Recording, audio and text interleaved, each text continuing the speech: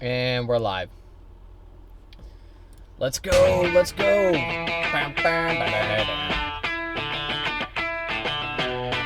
Welcome to the J-Star broadcast, where we only play the greatest hits, the best music.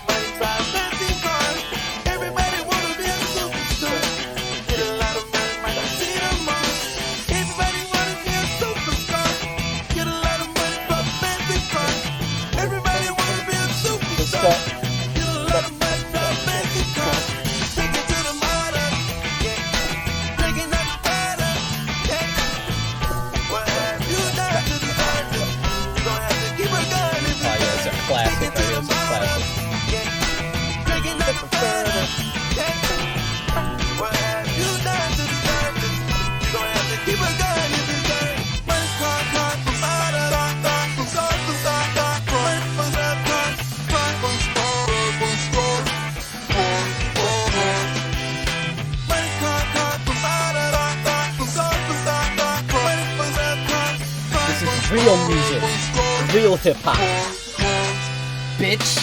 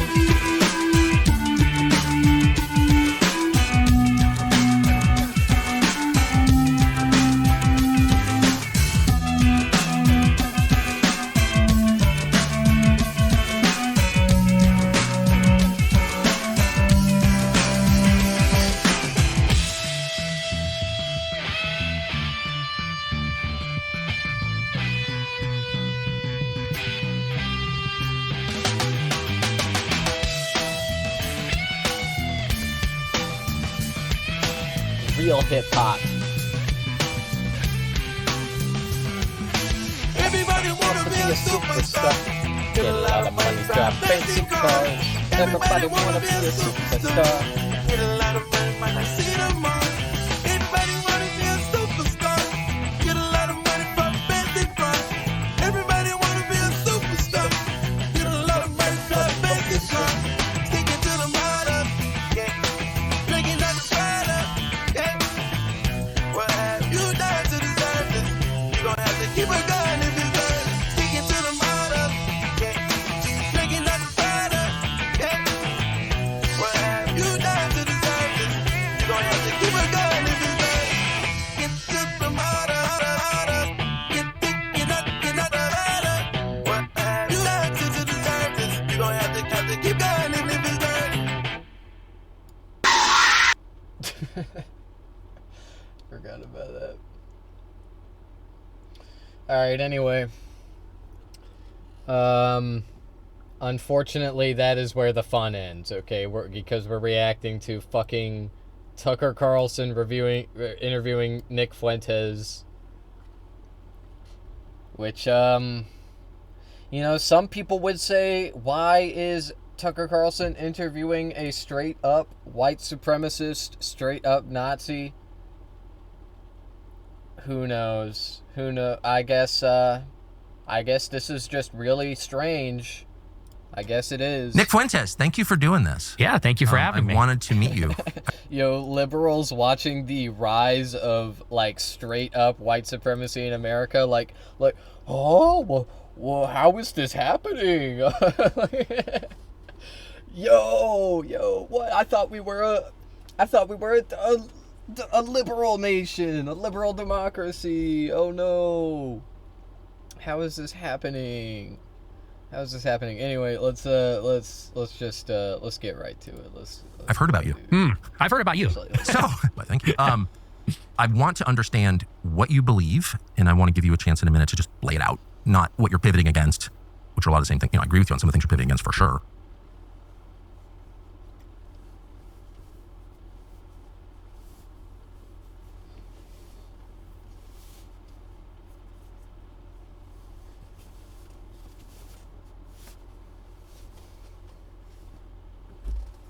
All right, my bad. Let's go. But what do you affirmatively believe? So I just want to stand back and let you explain it. But first, I want to understand how you got to where you are, how you became Nick Fuentes. So this is my understanding of your life arc. Tell me if I'm wrong. You show up at Boston University. You grew up in a suburb of Chicago, kind of working class, western suburb, and you show up at Boston University in the fall of 2016 at the height of the battle between Trump and Hillary. It's like this kind of pivot point in history. And you show up with a MAGA hat, and you have a Trump hat, and you have like basically off-the-shelf Republican views? Yes. And so describe the views that you had then, and then describe what happened.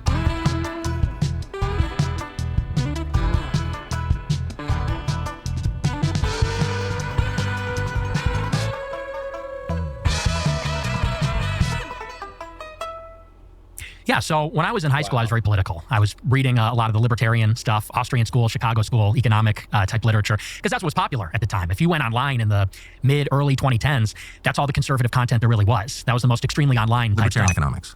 Well, yeah, basically kind of the remnant of the Ron Paul Revolution. Yes. The Young Americans for Liberty, PragerU, which kind of skews a little more, I guess, conservative, but very basic, small government, individualism, libertarian type stuff. So you watch PragerU videos? Oh yeah, I was in the Prager Force. What's that? It's a Facebook group for college kids, and they promote the PragerU videos. Wow. To the college students and high school So you really students. were a product of the moment. Absolutely. And how'd you feel about Trump? Well, initially, I didn't like Trump. When the primary started in 2015, I considered him to be a statist. Yeah. Which sounds so ridiculous now. No, a lot of people thought that. Yeah. And I was a libertarian, so I saw him as a big government, 1990s liberal. When he was asked about healthcare, he said, well, we'll take care of everybody. And I said, I'm a Rand Paul guy, Ted Cruz guy. Those were kind of my people back in 2015. You like Ted Cruz? I was a cruise missile. Does Cruz know that? I don't think so, no. I was actually on his campaign. You were on the Ted Cruz campaign? I don't know if I was on the campaign, but I door knocked in a little village in Chicago, in McKinley Park, for Ted Cruz. No way. In the Illinois primary. Did he write you a thank you note? No, I didn't get a thank you. He lost, so I guess. Yeah, he did in a very humiliating way. Wow, that's amazing. So what happened? So I, like everybody else in 2016, went through this ideological awakening. And first I shifted to Trump. And the first realization that I had is it started in 2016, actually, because the primaries, started in 15, around April or May, I think was the first announcements. And I had very negative feelings about Trump. And like I said, pro Rand Paul, pro Cruz. But when the actual Iowa caucus happened and the primaries began, I saw that Trump was dominating. And every night in the Super Tuesday, when they had all the big contests, one after the other, I remember the media was furious that he was winning one after the other. And I remember thinking to myself, like, structurally, if I'm a libertarian or a conservative and we want to change the country, we have to win elections. If you want to win elections, you have to bypass the media. I sort of had this realization that the media was really standing in the way. They were the problem. And I had this realization that all the conservatives and Republicans up to that point were afraid to take on the media. They, like Mitt Romney, would cower before them and were so apologetic and so weak. And so initially I said, I actually don't ideologically agree with Trump at all, but he will destroy the liberal media, or at least their monopoly on thought and opinion. Yes. And then a breakthrough can occur. So that was kind of the first hump. And I said, I could get behind Trump because he's a winner. He'll win for our side. And that was kind of the first big thing. And then as I listened to him more and more, his speeches and his rhetoric, I started to think about immigration. Which you hadn't really considered before? Never. And the reason why is because I was from a 95% white suburb. So the diversity had not really reached my corner of Chicago Wow. yet. Me and my family, not so much my How family, they grew up shocking. in the city, but growing up in the suburbs, I was insulated from that. So it was just not even, it's actually, you're going to love this. I don't know if I've ever even said this on an interview before. I was listening to Mark Levin's show. This goes to show how normie I was. Actually? I listened to him every day. You listen to Mark Levin every day? In high school, yes. Wow. I was a fan. I loved his show, and I actually liked how he was kind of obnoxious and mean to his callers. Yeah. Vicious, and I liked that. I thought that was funny. But I'll never forget one show. He goes live, and he says, America's becoming a majority non-white country. Does anybody think that's a good idea? And I was thinking to myself, Yeah, that actually doesn't sound so good. I didn't really even think that America's becoming majority minority like that. Wait, so you were radicalized on race by Mark Levin? Yes. Are you making that up? That's a real story. Amazing. He planted the seed at least. And then I saw a graphic on 4chan or Twitter, and I'm sure you've seen something similar. It said, this is what the map looks like, the electoral map. If only men vote, if only women vote, if only whites vote, if only non-whites vote. And it became very obvious what the electoral problem is. It's demographics. These immigrants are coming here. They're going to turn Texas blue like they turned California blue. Yeah, I saw it happen. Yeah, and you look at even the opinion polls. These people don't believe in free speech. They don't believe in the Constitution, the Second Amendment. As a libertarian, the things that are, and as American, things that are important to you, they don't understand these things. And so I said, that's another political obstacle. You've got the media, you've got immigration. So I'm thinking like, well, we're going to vote for Ted Cruz. He's going to be the constitutionalist. We'll vote for Rand Paul. He'll be the libertarian. But what stands in the way of political power for us? It's the media and it's immigration. So I said, well, we got to get Trump to beat the media, build the wall, deport the illegals. And once we set the country straight, then we can actually have our constitutional republic back. That was kind of the idea. And that's the mindset that I had going into college. Amazing. So then what happened? So I go to college and I'm just, at that point, a huge Trump supporter. And you got to understand, for me, for my generation, so I was 18. I turned 18 in August 2016. And to us, That's Trump... amazing. Yeah, well, because we're like the first generation that was influenced by Trump coming of age in that moment. No, I say it's amazing because when you're living in something, you don't appreciate its full significance. But to be 18 in August of 2016, so this really is, as you're forming your views and really yourself Yes. in the middle of this. We'll admit that we are not the most disciplined snackers. When the pantry calls, we answer. Well, there may actually be an answer to that. It's called Vandy Crisps. And grass-fed Simple is an American-made hashtag. We really believed the hype. Like Teflon Don, like he could go into any scenario and win. Like he was unstoppable, unflappable. Nobody could score points on him. He just seemed like, they said you can't stump the Trump. Like he could not be stumped. And so he just had this aura of inevitability, invincibility. And I loved that. And so I went to Boston University. I got on campus in September, and I was wearing my MAGA hat everywhere, in the dining hall, walking down the street. And it's a city campus. So you're walking down Commonwealth Avenue and you're in the city of Boston, which is super liberal. And at that time, it's different than it was now. People were getting fired for wearing MAGA hats. People were getting punched in the face. It was like being a Trump supporter was out there actually back then. It was controversial. It was controversial everywhere, not even, just in liberal Boston. But so I was wearing my hat everywhere, and I was just getting accosted constantly. In the dining hall, people would come up and yell in my face. Some black girl in a hijab ran up to me and said, you know what you're supporting? You're racist, this. And I'm trying to get my pizza. I'm trying to get my oatmeal or whatever at the dining hall. This was happening constantly. And so I was going then on Twitter, and I had a small Twitter account with my real name and face, and I had, maybe 200 followers, and I'm posting about my experiences. And I caught the attention of a lot of people on campus for wearing the hat, for posting on Twitter, and they found my Twitter. You've only been there like a month? Less weeks, maybe 3 weeks. This is starting to kick up. And I catch the attention of my peers, and they start going at me on Twitter and giving me death threats. We're going to kill you. How dare you? If I see you, I'm going to beat your ass, that kind of thing. And this was my first experience with this. Now we're all kind of desensitized to it, but that was my first run-in with this intensity from the left. So I find a police report, I get real nervous. And, when you're a student, you can't really avoid other people. You're in a dorm room, exactly. You're in the, so you're vulnerable. And anyway, long story short, so one of these guys from the campus libertarian group, Young Americans for Liberty, he reaches out to me and says, hey, I'm not going to say his name, but he goes, I go to a school in Boston. I'm from YAL. He said, and I'd like to set up a debate with you and one of these people that's been giving you a hard time on campus because they were doing a lot of events. He said, is that something you're interested in? I said, absolutely. And so he goes around and he asks some of the bigger people that are antagonizing me on Twitter, and everybody says no. And he goes, yeah, no one's going for it. I said, well, can you try again? Can you? And so he finds one guy, and it turns out to be the student body president of the whole university. Could be you. Yeah, the senior, this liberal douchebag progressive. And he's the student body president of the student government there. And so we set up the debate. It was about a week before the actual election. So I think it was end of October, beginning of November. And they hold it in this auditorium in the center of the campus. And like 300 people show up. So it turns into like this huge, and they're all liberal. They all hate my guts. They're heckling me the whole time. They're yelling at me. We do this debate about Trump versus Hillary.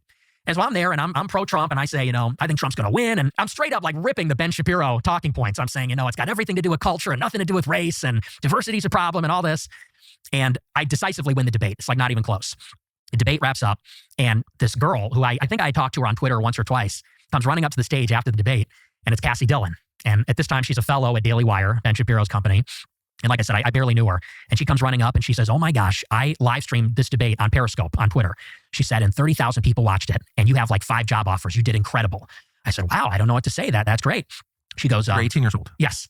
So it's like happening very quickly for me, And she goes, do you want to do a post-game interview after the debate? I said, sure. And so she asked me about how I thought the debate went and what my views are and things like that. And, very normal stuff. And then at the end, she says, I just got back from doing study abroad in Israel. She goes, and it was amazing. Would you ever take a trip to Israel?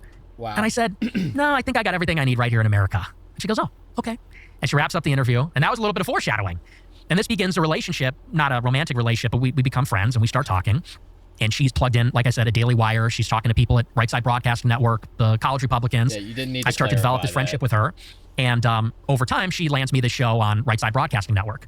And in this time, I'm really starting to lean into America first. This dickless loser really thought that we would believe that he was in a relationship with a woman. That's crazy, dog. That's crazy. I'm becoming more pro-Trump as time goes on. And what really stood out to me was Trump's inaugural address in January 17th. So this was just a couple months later. And in Trump's inaugural, he says famously, "A new vision will govern our land. It's going to be only America first, America first."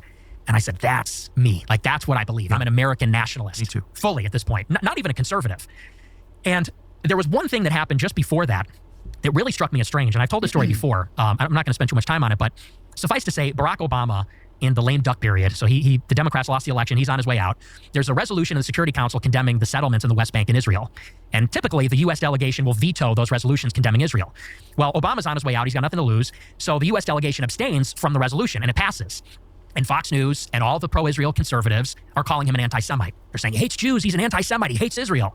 And I saw that, and it struck me as strange because it seemed hypocritical. It seemed like how when conservatives would critique anything about race, we got called racist, or anything about feminism, we got called sexist. All Obama did was uphold U.S. policy on the West Bank that we've had since '67, which is we don't support the settlements. I said, how is it anti-Semitic to just be consistent on our U.S. foreign policy? But like I said, which is a Republican-Democrat consensus. And I got attacked for this. I wrote a big article about this. I tweeted about it. I tweeted at Ben Shapiro. I said, I've never seen anything on the Daily Wire that's actually critical of Israel. And he quote tweets me. And at this time, I have 1,000 followers on Twitter. How old are you? I'm 18. I'm You're still a freshman in college, yeah. And this is even before I started my show. And I don't know, I probably got 100 likes on this tweet. It wasn't a viral tweet. Not to be off topic, but these bots are wild as fuck on Kick. Yeah, I know, man. What's this topic on Nick? He's talking about his his intro into politics when he was a freshman in college. Yep. Tweet. He quote tweets me and says, "To accuse a Jew of dual loyalty is the surest sign of anti-Semitism." And this is how it sort of begins. And I see this tweet. And by the way, that was on Christmas Eve in 2016. He immediately called you an anti-Semite. So I'm driving to Christmas Eve Mass with my family. Dog, it's so crazy to me how like people question JFK because he was Catholic, but if you say anything about Israelis, don't say dual loyalty. Don't say that. No, don't say that. That's anti-Semitic. An Hispanic employee said the N-word at work in front of me and the supervisor cook. LOL. Yeah, I mean, it's the 6ix9ine effect. It's because of fucking 6ix9ine. A lot of Hispanics, I think, literally, I'm not even kidding. I think because of 6ix9ine, a lot of Hispanics think they got the pass. They don't know. Hispanics love to say it, yet hate blacks. So can I say the W word? Oh, yeah, no. No, you can't. I don't think you should. And anyway, that's, that you're generalizing. I get what you're saying, but they're not, I wouldn't really say that's the case. I think a majority of them are not going to say the N-word because they know that they're Hispanic. Okay, what about the S word? I don't even know which one that one is. I don't know what you're referring to.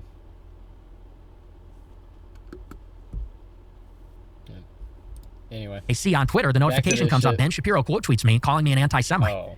And I was like, Yeah, what fuck is that, this? you can't say Why that. is this guy attacking me? Hey, J-Star, can I say slurs? Am I allowed to say slurs? I don't know, man. You can say whatever you want. I can't stop you.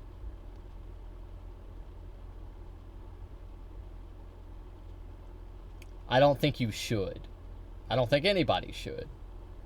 That's just my opinion. me. You know, because It's I don't have a controversial, I platform know. at this time. I'm not an influential guy or anything. And so then I put out another tweet similar. I said something like, if you're China first, you should live in China. If you're Mexico first, you should live Why is it that they can say slurs but we can't? Why we gotta be the bigger guy? Why do you think Hispanics are a monolith? Like, they all do it. They all think it's okay. They all do this. They all hate black people. Like no, man. This is yet another vector of attack from conservatives in an effort to divide the middle class.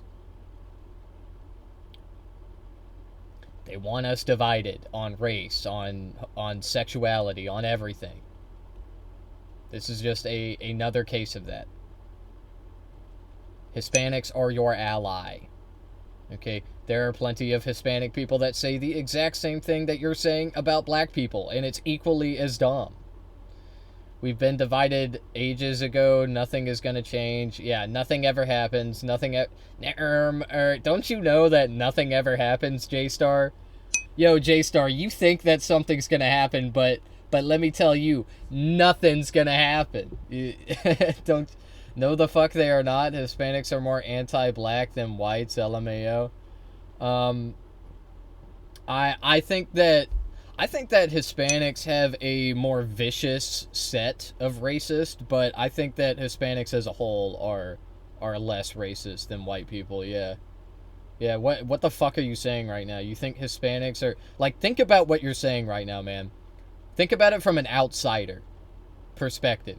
Like, imagine you're, like, looking down on this conversation from the heavens or whatever, and it's like you're saying Hispanics in America are more racist than white people, or more anti-black than white people. Are you crazy?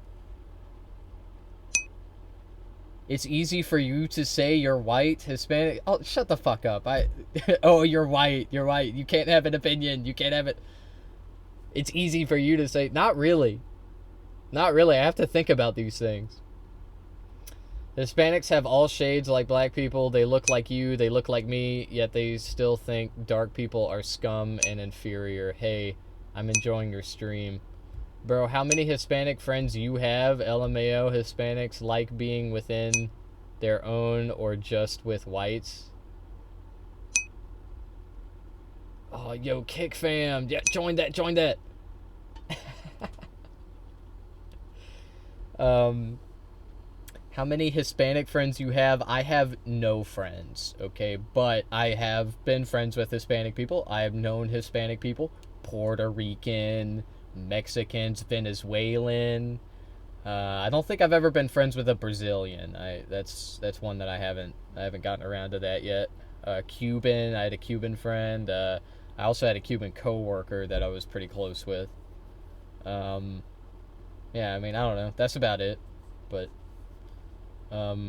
anyway, none of the Hispanic people that I knew were bigoted in really any way that was noticeable, other than the coworker. He was pretty conservative, but the guy that I'm talking about, that I worked with, he was an immigrant. He came here. He like started a small business, and that's why he was like that. Okay, like let's be real. Like he was a capitalist. I'm from Texas. Mexicans are the worst. They do not like us at all. Most of them rarely have one black friend. They don't like dark people. Alright, man. You want to know why you don't see many biracial people that are half Mexican and half black? Because they don't like us. Alright. I understand that tensions are high between people of various races. I would attribute that to material conditions, but maybe you're right. You know, my thought process comes from my anecdotal experiences, and I understand that is oftentimes not aligned with reality. I also, like, you have to understand, I just kind of find it hard to believe that, like, most Mexicans are like terribly racist people.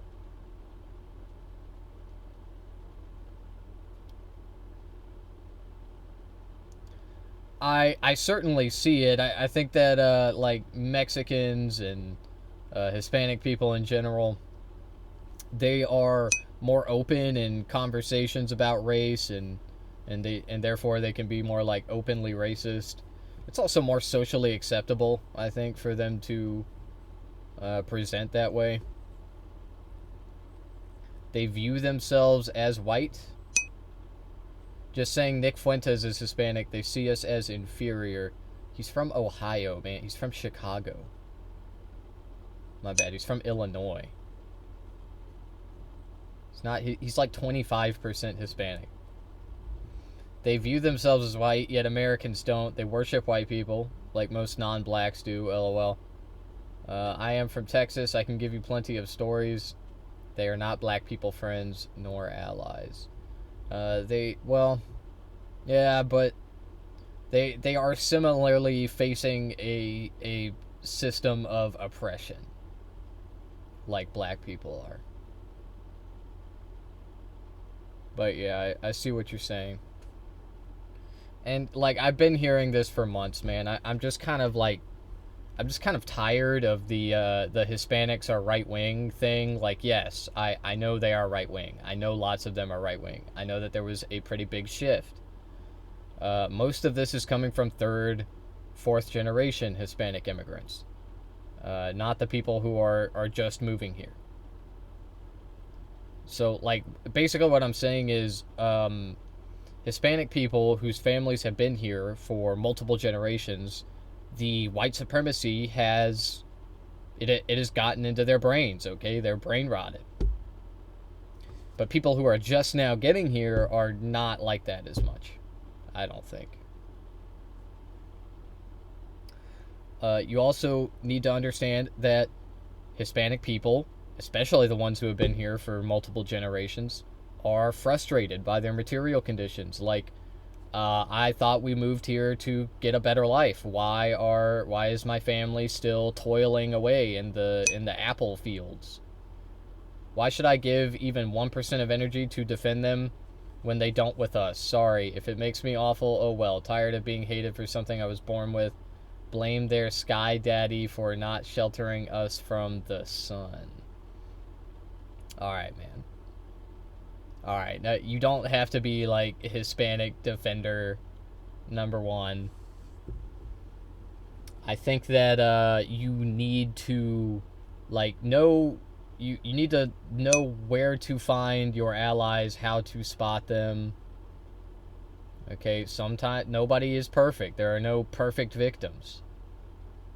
Okay, Hispanic people face discrimination. Black people face discrimination. Black people are racist too. Hispanic people be racist. Black people be racist.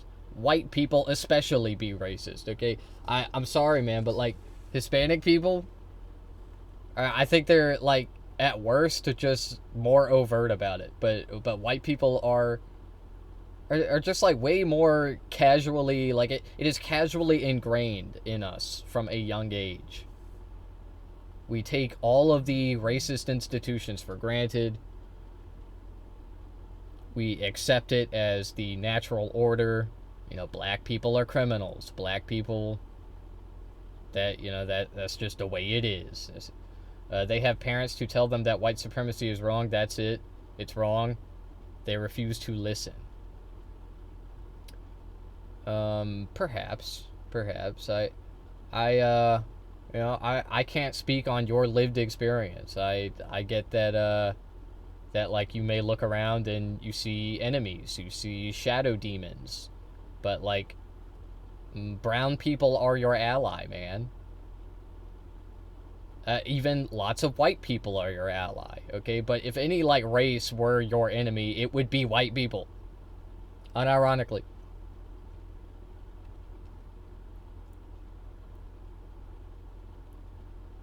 But the real enemy is rich people. Okay, that's it, man. Live in Mexico. If you're Mexico and Guatemala have dangerous gangs. The corruption there is abysmal, yet black people are so dangerous. I was talking about this not that long ago, and you're like on the right track with what you're talking. It's not that the gangs and the corruption is out of control, because like it's not corruption in the way that like we think of corruption. Like when we think of government corruption, we think of like backdoor deals, you know, politicians lining their pockets, shit like that. What's happening in Mexico, and I don't know as much about Guatemala, but I suspect there as well, is that gangs, quote unquote, have taken over large swaths of land and towns and cities and villages.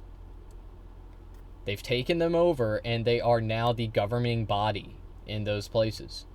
This is mainly in the east of Mexico and the south. And the government can't do anything about it. They have no option other than to, you know, try to make peace. Okay, try to stop bloodshed. So we call them gangs, but really they're the government. Like these gangs are just the government. Like Mexico has lost control of the land which you know, their constituents, quote unquote, call their home.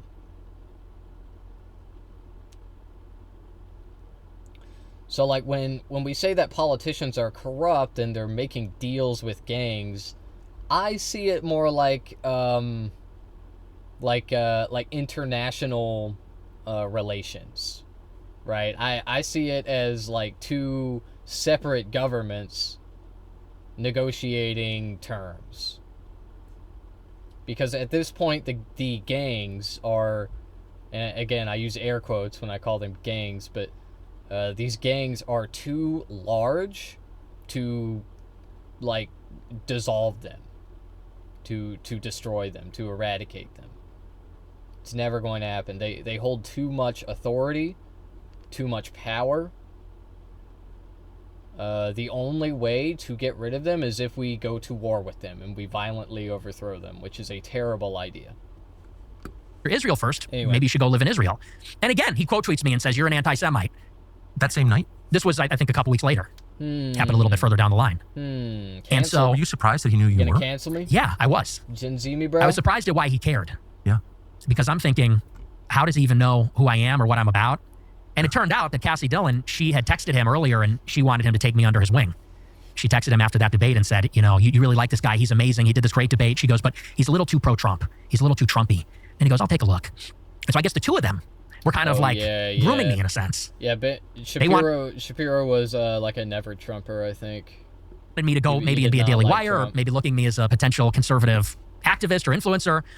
And so they started paying attention to me, and the more critical of Israel I was, I started to get this really intense pushback from the both of them and from a lot of the people at Daily Wire. Why do you think, so you're an 18-year-old college freshman, you're clearly talented and you're engaged, you're really interested, and you ask not crazy questions, like, what is this? Mm-hmm.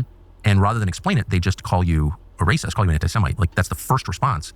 That seems like the least effective, well, it turned out to be not very effective in your case, but that seems like the least effective thing you could do. Why do you think they did that? Well, I think that you have to look at it not in retrospect, because hindsight is 20/20. And so looking back, you could say they made a terrible mistake because look at sort of what they provoked or what they catalyzed. But at that time, you got to consider, I'm 18 with no following, with no network. I'm coming from the suburbs of Chicago. My parents didn't go to college. I have no connections. And so for them, it was very easy that if they detected Incredible college, I have no connections. Did they actually And so leave that for in? them, it was very easy that if they detected that a promising young guy was was going to just become a- anti-Israel in the conservative movement, they could crush that person easily and grind them under the heel. So they sort of were alerted, oh, there's a precocious young guy that isn't on board with Israel. We'll keep an eye on him. And if he gets too vocal or popular, we'll cut him down, we'll crush him. Because at this time, as you know, in 2017, it's a very different time. 2016, 17, any criticism or dissent on the subject was a death sentence. You became radioactive, unhireable, blacklisted, and that's exactly what happened. And basically from then on, it was just this escalating series of blacklisting, censorship, hit pieces, rumors to try to ostracize me from the movement. And While you're a college student? yes, as a freshman, yeah. Okay, Most- okay, so that's the narrative you're going with. All right. All right, yeah, that's why. I was just anti-Israel, and that's it. That's the only reason.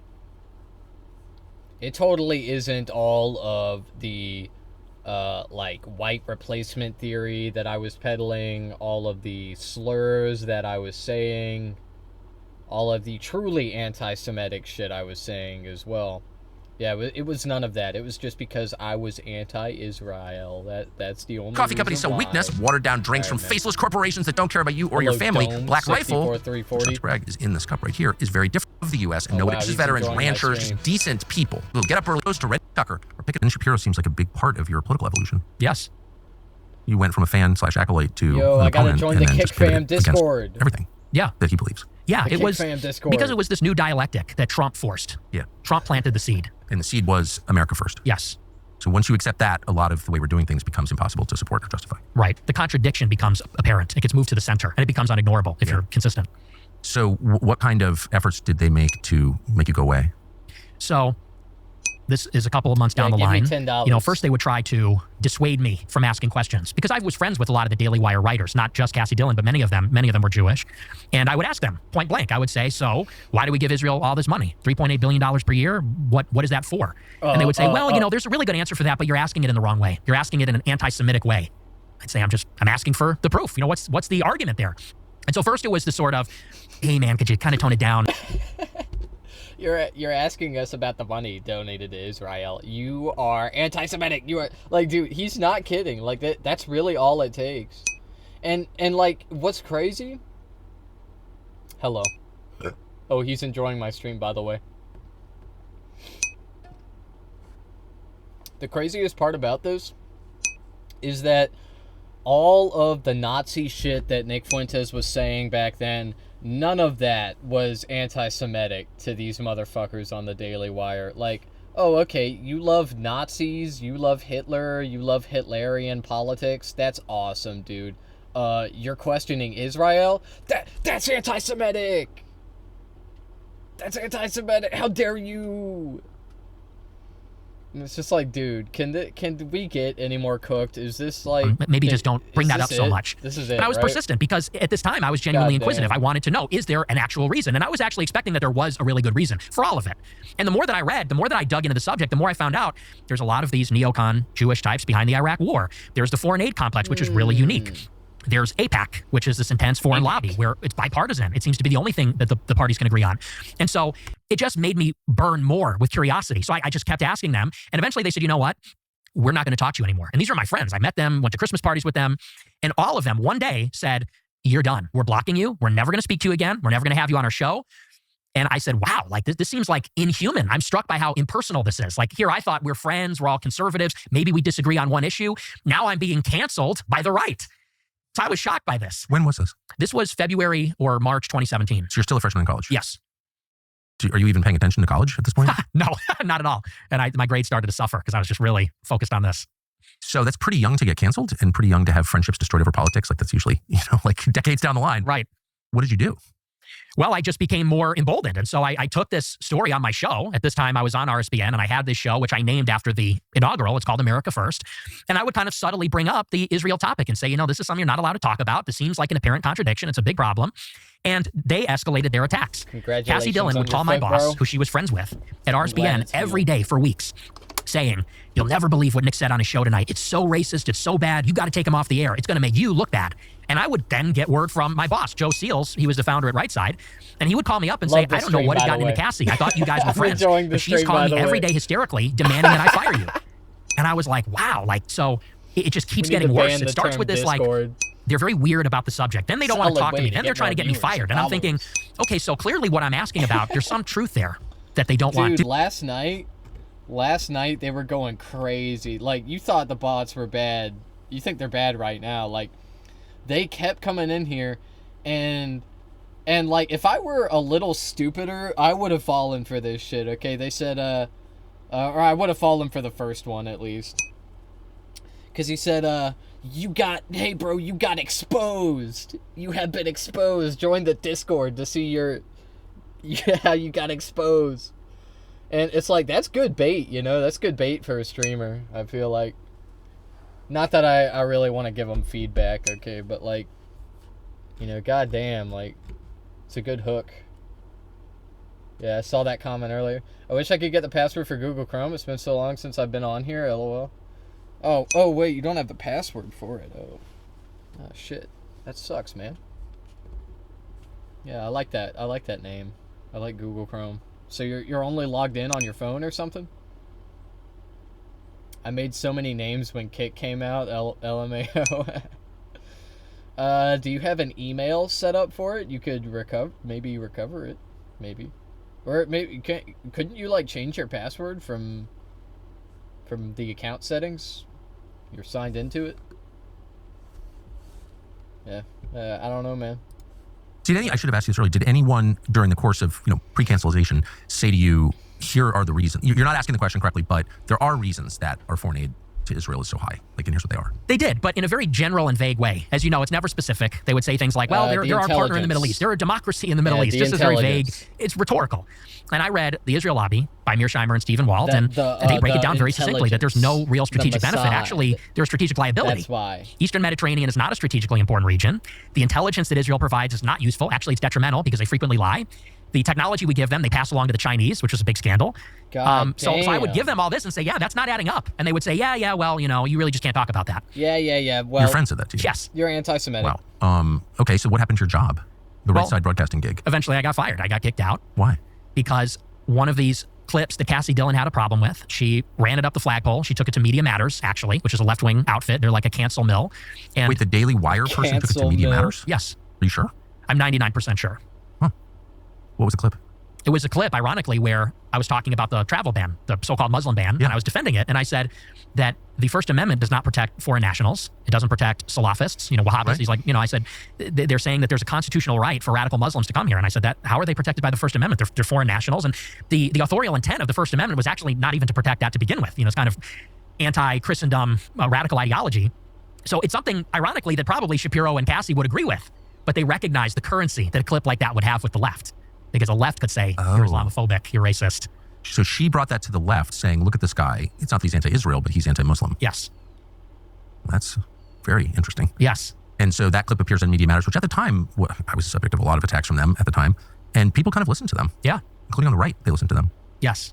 So what happened? So I had to write an apology.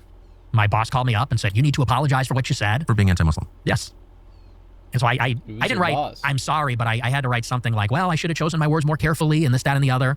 And ultimately, then they fired me a couple weeks later, yeah. And what was the pretext for that? Well, they wanted to get in the White House press office. They wanted a press pass. And they said, the stuff you're saying on the show isn't like a good look for Right Side. They're not going to let us into the White House if you're with us. But the pressure in this scenario came exclusively from the Daily Wire? Yes. Yes, because, and here's how I know why. My show got maybe 100 live viewers every night. Not a powerhouse show. No. So the Media Matters was not onto me. They were put onto me by people in the right that wanted me canceled. Yeah, well, that's interesting. So then what do? You're failing in school. Your show just got canceled. What's your plan now? So I dropped out. College. Mm-hmm. Yep. And I hated college, and it was very expensive. Even I had a substantial scholarship, but it was still expensive, and I didn't like it. So my plan was that I was going to go to a... Okay, so at this point, it's like 2018. So when did he go on the show with Destiny? That was like 2019, right? So what was he doing for these 2 years? I don't even know. Because there was the Charlottesville shit in 2017. Different college. I might work for a year, make some money. And eventually I got the show back about a month later. They came back, and by popular demand from my 100 viewers who were very dedicated, Right Side offered me the show back. And so I took the show again over the summer. Okay. And then I applied for a job at the Leadership Institute. And that was kind of the next big saga. But you didn't get that job? No, I did not get the job. Why? Well, I was told, because I knew people that worked there, that were field representatives there. It was a field representative job. And so I went out for job training at the end of July 2017. So after that second semester, and I applied for this field rep job. It was a 2-week training. And I go there, and on the first day of the whole thing, they go around the room of all the prospective applicants. It's like a big tryout, basically, for 2 weeks. And they wanted to get everybody to break the ice and know each other. So we did introductions. They said, say your name, how old you are, and why you're a conservative. And at this time, people are not where, let's say, we are right now. They're not America First. They're not anything like, they're not talking about Great Replacement. That's not on the radar for them. So you go around the room and you hear stuff about small government, free markets, personal responsibility, that sort of thing. And they get to me, and I said, well, I'm a conservative because we're losing our civilization because of mass immigration. America doesn't resemble America anymore. France is no longer France. I said, and if we don't conserve the demographics, forget about the rest. That's what we need to conserve. And I said that. And I was told later on that at that moment, I was immediately disqualified by the people that were running the job training. On what grounds? They said that was too far right. That was too extreme, Worrying about who lives in your country is far right? apparently. When we started the show, we were looking for a very specific sponsor. We wanted to find a company that Wait. Believing in white replacement theory is too right-wing? Apparently. could send us good meat. Better than anything you could buy in a grocery store that didn't have a lot of weird hormones in it or chemicals, just good meat from the United States. And we found one, and we are proud to partner with them. Our viewers have been product in a single convenience store. Weird ounce and wreck out $1 want something expensive. It's I don't code give a fuck. ERfarms.com/Tucker. So where does that leave you ideologically? Like, how are you changing at this point? So at this point, I'm realizing that something is deeply wrong here in the conservative movement, because we were led to believe in those days of the campus culture wars and Gamergate and all that, is that we're the marketplace of ideas and we're about free speech and the rest of it. And here I am being like nuked from orbit by Ben Shapiro as a kid, and for asking what I thought were reasonable questions. Because I didn't come from some strange background. I come from a normal home. You know, my parents are Catholic, they're married. We came from a relatively affluent suburb. I went to Lyons Township. That's like a very affluent high school. In other words, I didn't wake up as like the son of, William Luther Pierce. I wasn't like a skinhead or something. You know, I was like a normal guy that was like, yeah, like country's too diverse. We're too pro-Israel. Like, this is reasonable. And I was just getting sandbagged for it and blacklisted. And what's more, nobody cared. Like, because I remember going on Twitter and saying like, you know, why isn't anyone sticking up for me? Where's Dave Rubin? You know, the free speech warrior. Where's he on this one? Dog Where's Shapiro? whistle Where's all these central. people? And in some way, they were all sort of complicit in this. So I realized that the conservative movement was completely bankrupt in that way. Yeah, we And were I became very absolutely right. radical.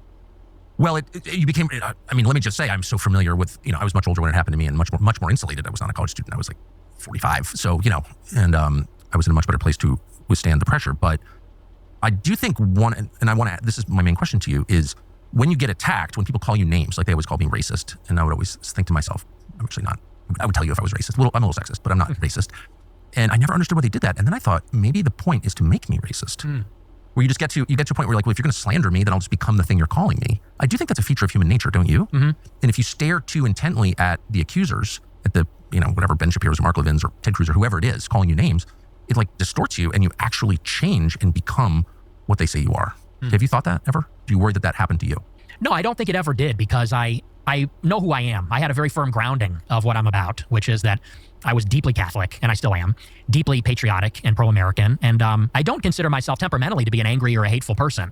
So I never, in other words, lost my center. You know, they say this thing about you look into the abyss and the abyss stares back into you. That never really happened to me. I was frustrated. I was frustrated because I felt like I was being denied a level playing field, opportunity, and it wasn't fair. I felt like I was right, and these people that were basically hypocrites, grifters, not really conservative, they were controlling the conversation, and as a consequence, they were controlling the Republican movement. And I really perceive this as like an urgent crisis, because if we wanted Trump to deliver America First, to realize it, the Trump movement had to transform the conservative movement to reflect the victory that Trump won.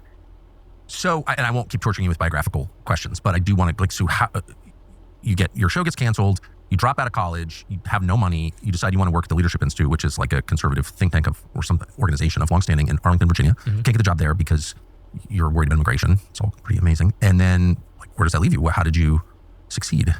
Well, I continued doing my show. I did it independently. Destiny. What does that mean? How do you do it? How do you do the Talk show about independently? Like, how did you do it? I started a YouTube That's channel. why. And I was in my parents' basement, and I put up a green screen. I got my computer, webcam, and I just started going live every night in the same way that I did at RSBN. I just did it on my own channel, where I had creative control over it. And at that point, I basically mounted an attack on the conservative establishment from the outside. I sort of realized that there's sort of two ways you could play this. You could infiltrate the conservative movement. I could recant all my views and apologize and pretend to be one of them and bypass the gatekeepers, the censors. I said, or I could kind of be in the wilderness and I would be alone and I would be radioactive, but I could challenge the credibility and legitimacy of the conservative movement and its claim to represent conservatives. And that was kind of the mission, was to say, no, the immovable standard is America first. I'm going to represent it, and the conservative movement is going to have to move to me. I will not move towards them. And I thought, maybe I'll make money and maybe I won't, but I'm going to try it for a couple of years and I'll see how it goes. So, but the sight picture in your head was enemy is conservative movement. Yes. Do you think that was a good choice? Yes, absolutely. Rather than, like, but why not like Antifa or, I don't know, Anti-Defamation League, or there are a lot of institutions on, like George Soros. Like, why would it be their conservative establishment? Why do you think that was important? Well, I kind of took a page from Trump's playbook, which is that you have to, in the country, the left was hegemonic over all the institutions. And you have this organized opposition to the left and the Democrats and all the left-wing controlled institutions. And the organized opposition comes from movement conservatism, the Republican Party, Fox News, the sort of constellation of conservative institutions. And I said, the problem is, whether you go Democrat or you go Republican, you're kind of just like getting the same thing. You're getting the establishment effectively. The opposition is basically controlled or moderated. It's not authentic opposition. It's not a true alternative. And so I said, we, and by we I mean the true America First nationalists, we need to fight for the mantle of the opposition. And then leading the opposition, then we can take the fight to the left, as the conservatives, as the Republicans, whatever. But first, you have to win that internal battle among the audience that the conservatives have. Because that's really the problem, is that they have usurped. The base is extremely conservative, extremely anti-left. But the Republican Party, like those that represent them, are not at all. A lot of them are atheists, a lot of them are gay, a lot of them are feminists. And so I said, like, we kind of need to rally, like Trump did, rally the base against the establishment, and then take the fight to the left as the true alternative. And if you can win that, then you win the country. That was kind of Trump's model. What did you see as like the most important gatekeepers that needed to be overturned, pushed aside in order to do this? It was the Zionist Jews, like Dave Rubin, like Ben Shapiro. Who was he even fucking talking about? Like, the only true thing that he said, hey, love the stream, by the way. I'm enjoying your stream. The only thing he said there that was true, which was way earlier, is that AIPAC is bipartisan and everybody's bought by AIPAC, okay? With the exception of 4 of our representatives. All of them are bought by AIPAC. Which is crazy. But it's true. But anyway, the idea that our Republican representatives are woke and trans or what the fuck ever, what the fuck are you smoking? Are you smoking crack? What in the goddamn are you talking about? And the voter base is more extreme than the politicians? Are you fucking delusional?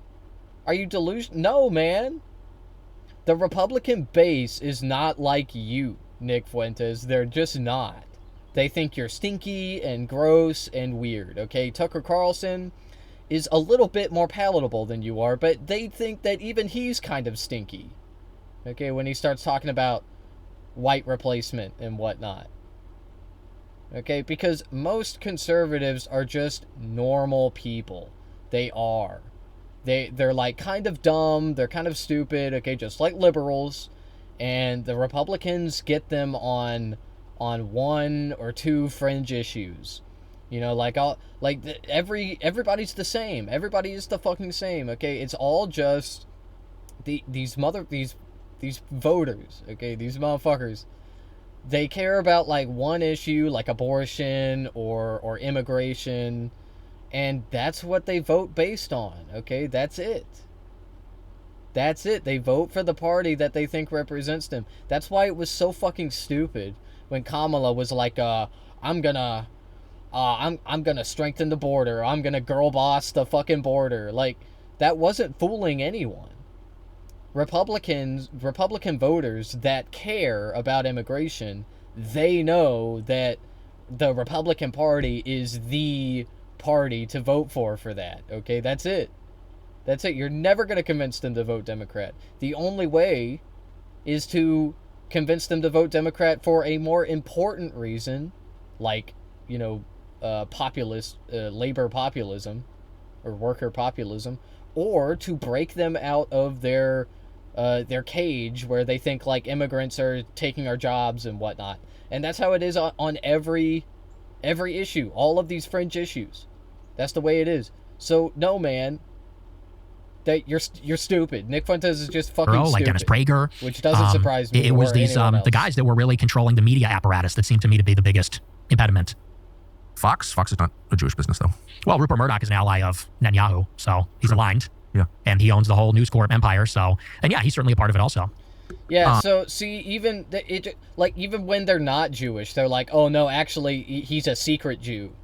He's actually he's Jewish aligned. Like, dude, you are totally missing the fucking point. You are so lost. You are so dumb, bro. Like, holy shit. Like,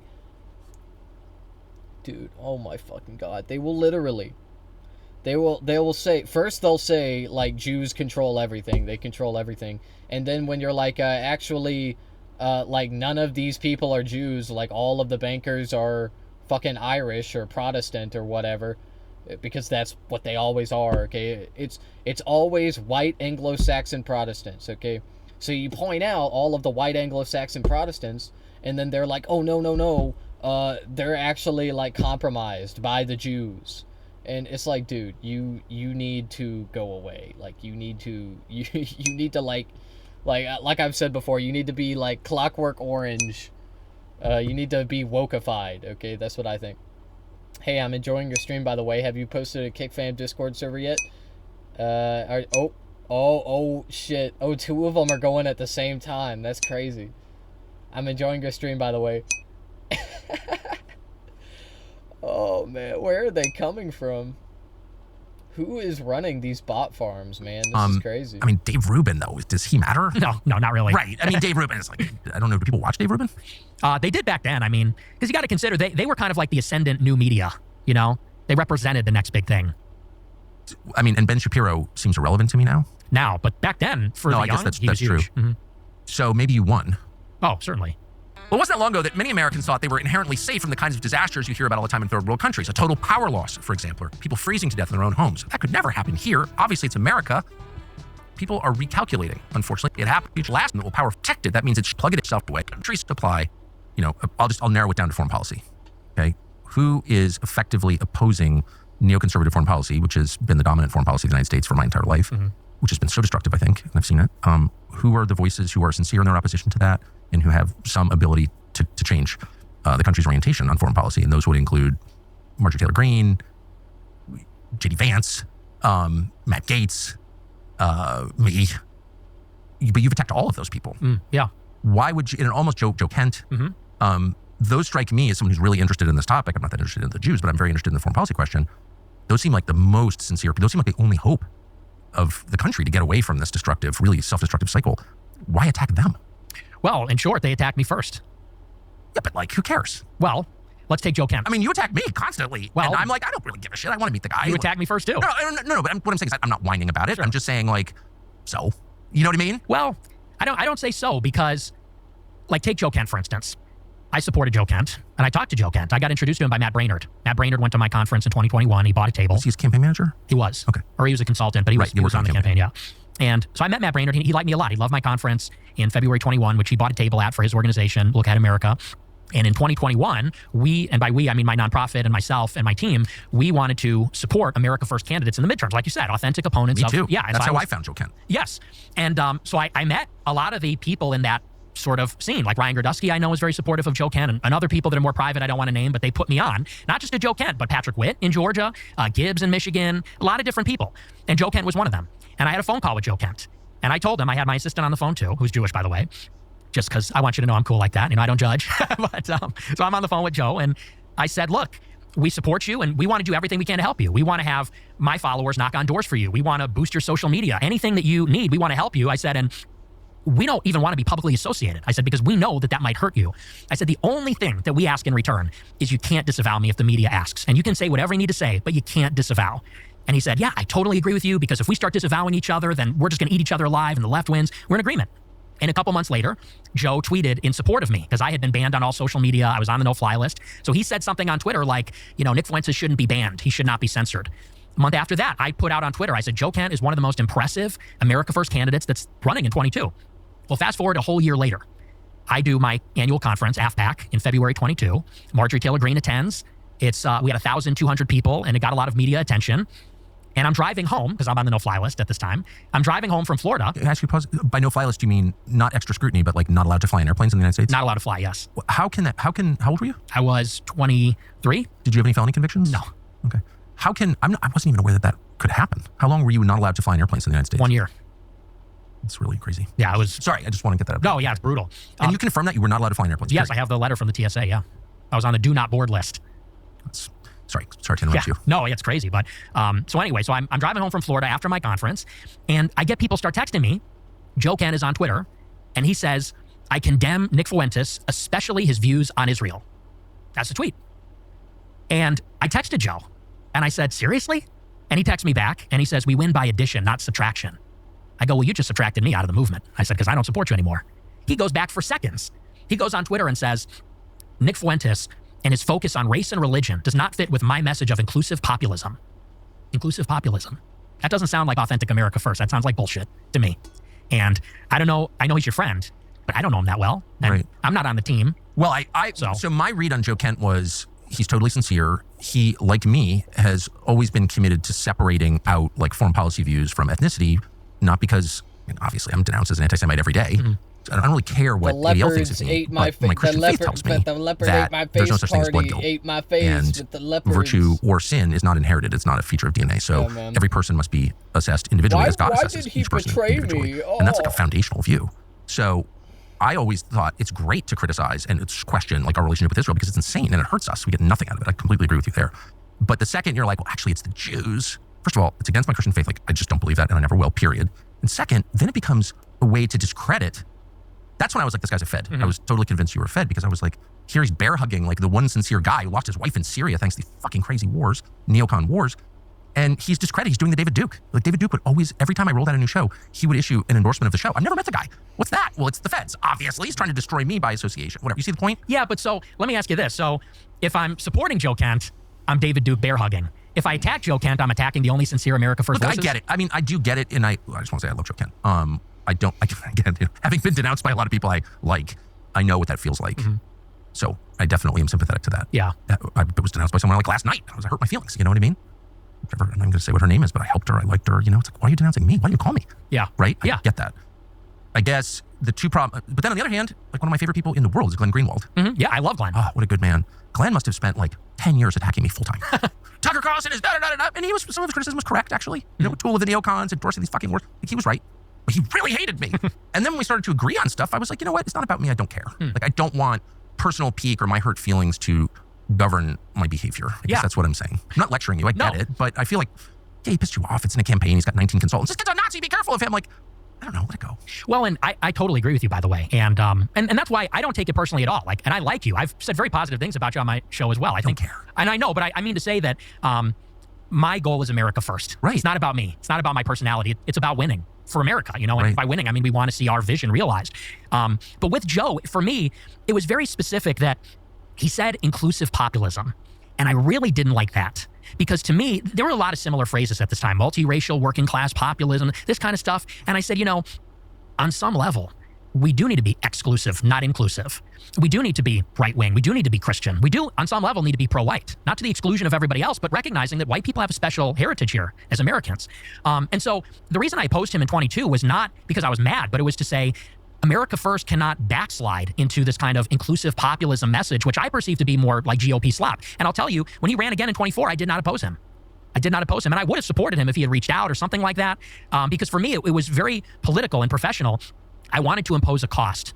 If you disavow someone because they criticize Israel, if you disavow someone for talking about white people and Christianity, I said, we can't let that slide because, and you understand why he did it. Like on some level, I don't hold it against him in the sense that there's such a strong incentive. It's easy to say, I disavow all these crazy Christians and all these crazy white nationalists because it buys you wiggle room with people that are attacking you. It's like easy to throw them under the bus and say, I'm one of the good guys. And so I said, it's too easy. We need to push in the other direction and say, you should feel less comfortable saying that people shouldn't talk about their race and religion. Maybe you'll think twice next time. And so I did it for a very specific reason. And I get that.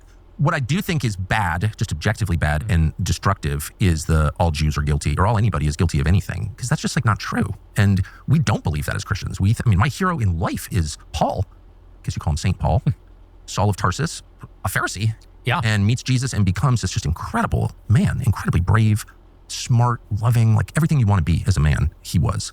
Jew. Yeah. So like, and God did that to him. So it's like, you can't, I think that's and I don't think it's like mushy liberal bullshit, which I hate. And I hate all the language that you're describing. I get why it offends you because it's code for, I don't really believe what I'm saying. I have a PhD in the subject, so I know. But I also think there's like a true, not just principle, but like spiritual reality that we have to defend, which is God created every person as an individual, not as a group. No one gave birth to a community. Like we hate that kind of thinking, right? Collectivist thinking like that. That's identity politics. That's what Dave Rubin engages in. That's why Dave is like just a child. Like you don't pay any attention to Dave because he's like shallow. But we're not going to be that, right? Or no? No, I completely agree with you. And, and not to be that guy and say that thing, but like my best friend is a Jewish person. But here's my substantive disagreement because as a Catholic, I could not agree more with you. Yes. In what you're saying. I love all people, even the ones that don't like us. We have to love them all, and we have to recognize that we're required to. Yes, and especially Aquinas says the Jews are a witness people, and so they actually have special protections under the law, according to. And we love immigrants so much, we love them that we're going to brutalize them with deportations that are actually just sending them to work camps and slaughtering them wholesale.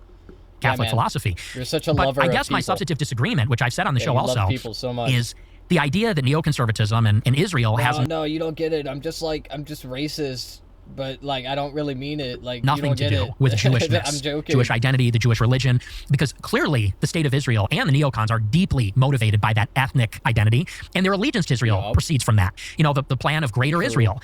The blood and soil nationalism of Israel, it stems from this ethno-religion, which is Judaism. Well, this is, just BLM, the new version. This is identity politics. They're engaging in identity politics. I mean, that's just so obvious to me. But the problem in your response, no, man, it has nothing to do with the religion. It has everything to do with Zionism. Zionism. It has everything to do with that, okay? Because Zionism is Israel, and Israel is Zionism. The same fucking thing.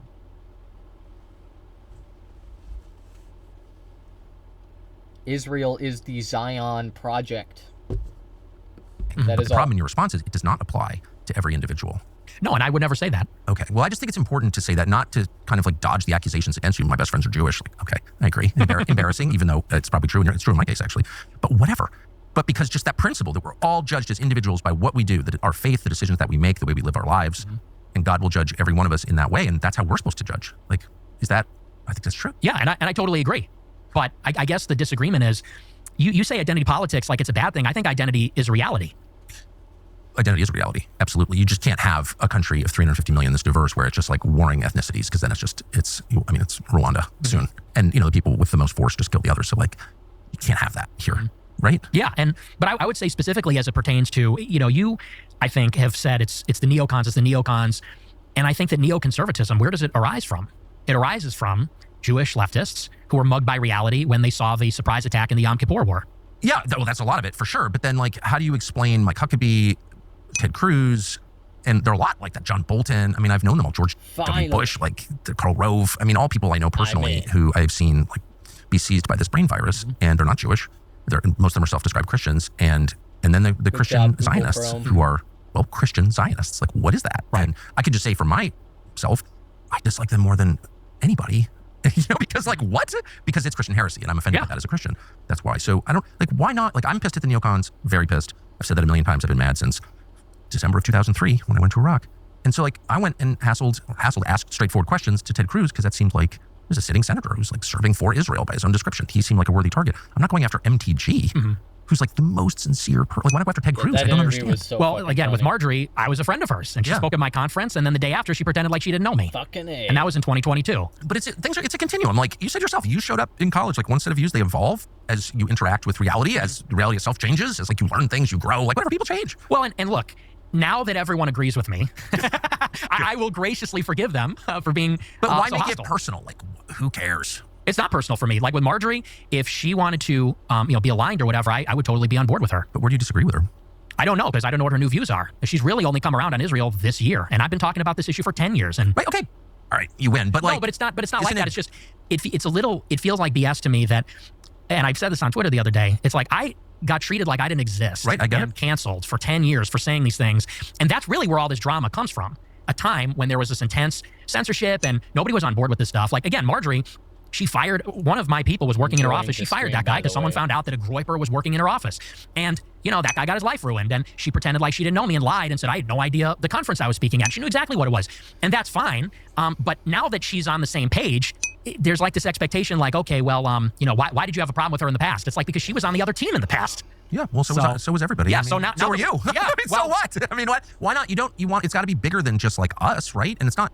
I don't think. Well, I'll speak for myself. I don't feel like I'm at war with the neocons or Israel. It's much bigger than that. It's like you want to restore America to a place where your grandchildren would enjoy growing up. That's it. Yeah. Right? Well, and as far as Marjorie, so it's not. Who cares? I don't. You know what I mean? Like, okay, lots of people hurt my. If Dave Rubin called me tonight, which he would never do, though he has my cell, and said, I'm really sorry I called you Hitler. Like, I didn't mean it. You're raising lots of legitimate questions, which I think I sort of agree with, or I'm thinking about in a deeper way. I'd be like, great. Yeah. Like, I don't care. And look, Tucker, that's why I'm sitting here, Right. I mean, because we had a contentious dialogue. Well, I thought you were a Fed. And I thought you were a Fed. I was a Fed. Yeah. I'm not a Fed. But whatever, I don't care. Yeah, we showed each other our badges. We know well. No, but I thought you were a Fed because... Yeah, but my dad worked for the CIA. No big deal. I was like, why not? It's not cucking to say, you're not talking about all Jews when you not oppose a foreign offended. policy position. It's not. There's nothing liberal about that. It's just true. That's the Christian position, okay? And two, why are you attacking like the best people and not the worst people? Well, yeah, I mean, again, he disavowed me for my views on Israel and said I talk too much about white people and Christianity. And to me, that's like a sincere ideological disagreement. I get it. And, same thing with Marjorie. Marjorie fired my guy. She disavowed me. And, and you worked with Blumenthal on that article, but you called me on the phone. And we talked. I mean, I was like, from my perspective, this is also stupid and inside baseball and whatever, but for the record, I was like, first of all, who is this kid? I'm working at Fox News. I'm aware there's an internet, but I'm more out of it than you may appreciate. And I'm like, out of nowhere, attacking this one. I had Joe Kent here to my house and did this interview with him. And I'm always in search of a sincere politician. Don't have to agree on everything, but I really believe sincerity is the whole game. If someone's heart is pure, he will be brave. I always have thought that. And it's turned out to be true. Marjorie's a perfect example. And that's all that matters. If you're afraid inside, if you're weak inside, you will crumble when it matters. So I really felt like, wow, Joe, don't agree with him on everything, of course, but I was like, this guy is really sincere. He's like a good person. And then you show up and you're like, he's a CIA officer and he was a CIA contractor, but like really like crushed the guy. And it's like, why, of all people, you agree on 90% of stuff? That was my view. And I was like, well, clearly this kid's a Fed. Right. But you didn't know the whole story. I did. You're absolutely right. And look, and now that, and I want to be, I'm not trying to be combative. I think Go ahead. You're hurting my feelings. No, I mean, here's what I'm trying to say is now that Marjorie is pushing in the right direction, I absolutely support everything she's saying. And I've not been critical of her at all this year. Because I think that what she's doing is extremely courageous. And I think you're right. She is sincere. So it sounds like not to put words in your mouth, but your life experience has left you so stung by the Republican. The Zionist project must end. We must globalize the Intifada. We must rise against the colonial powers that have oppressed the native Palestinian people on their land. That's my Marjorie Taylor Greene impression.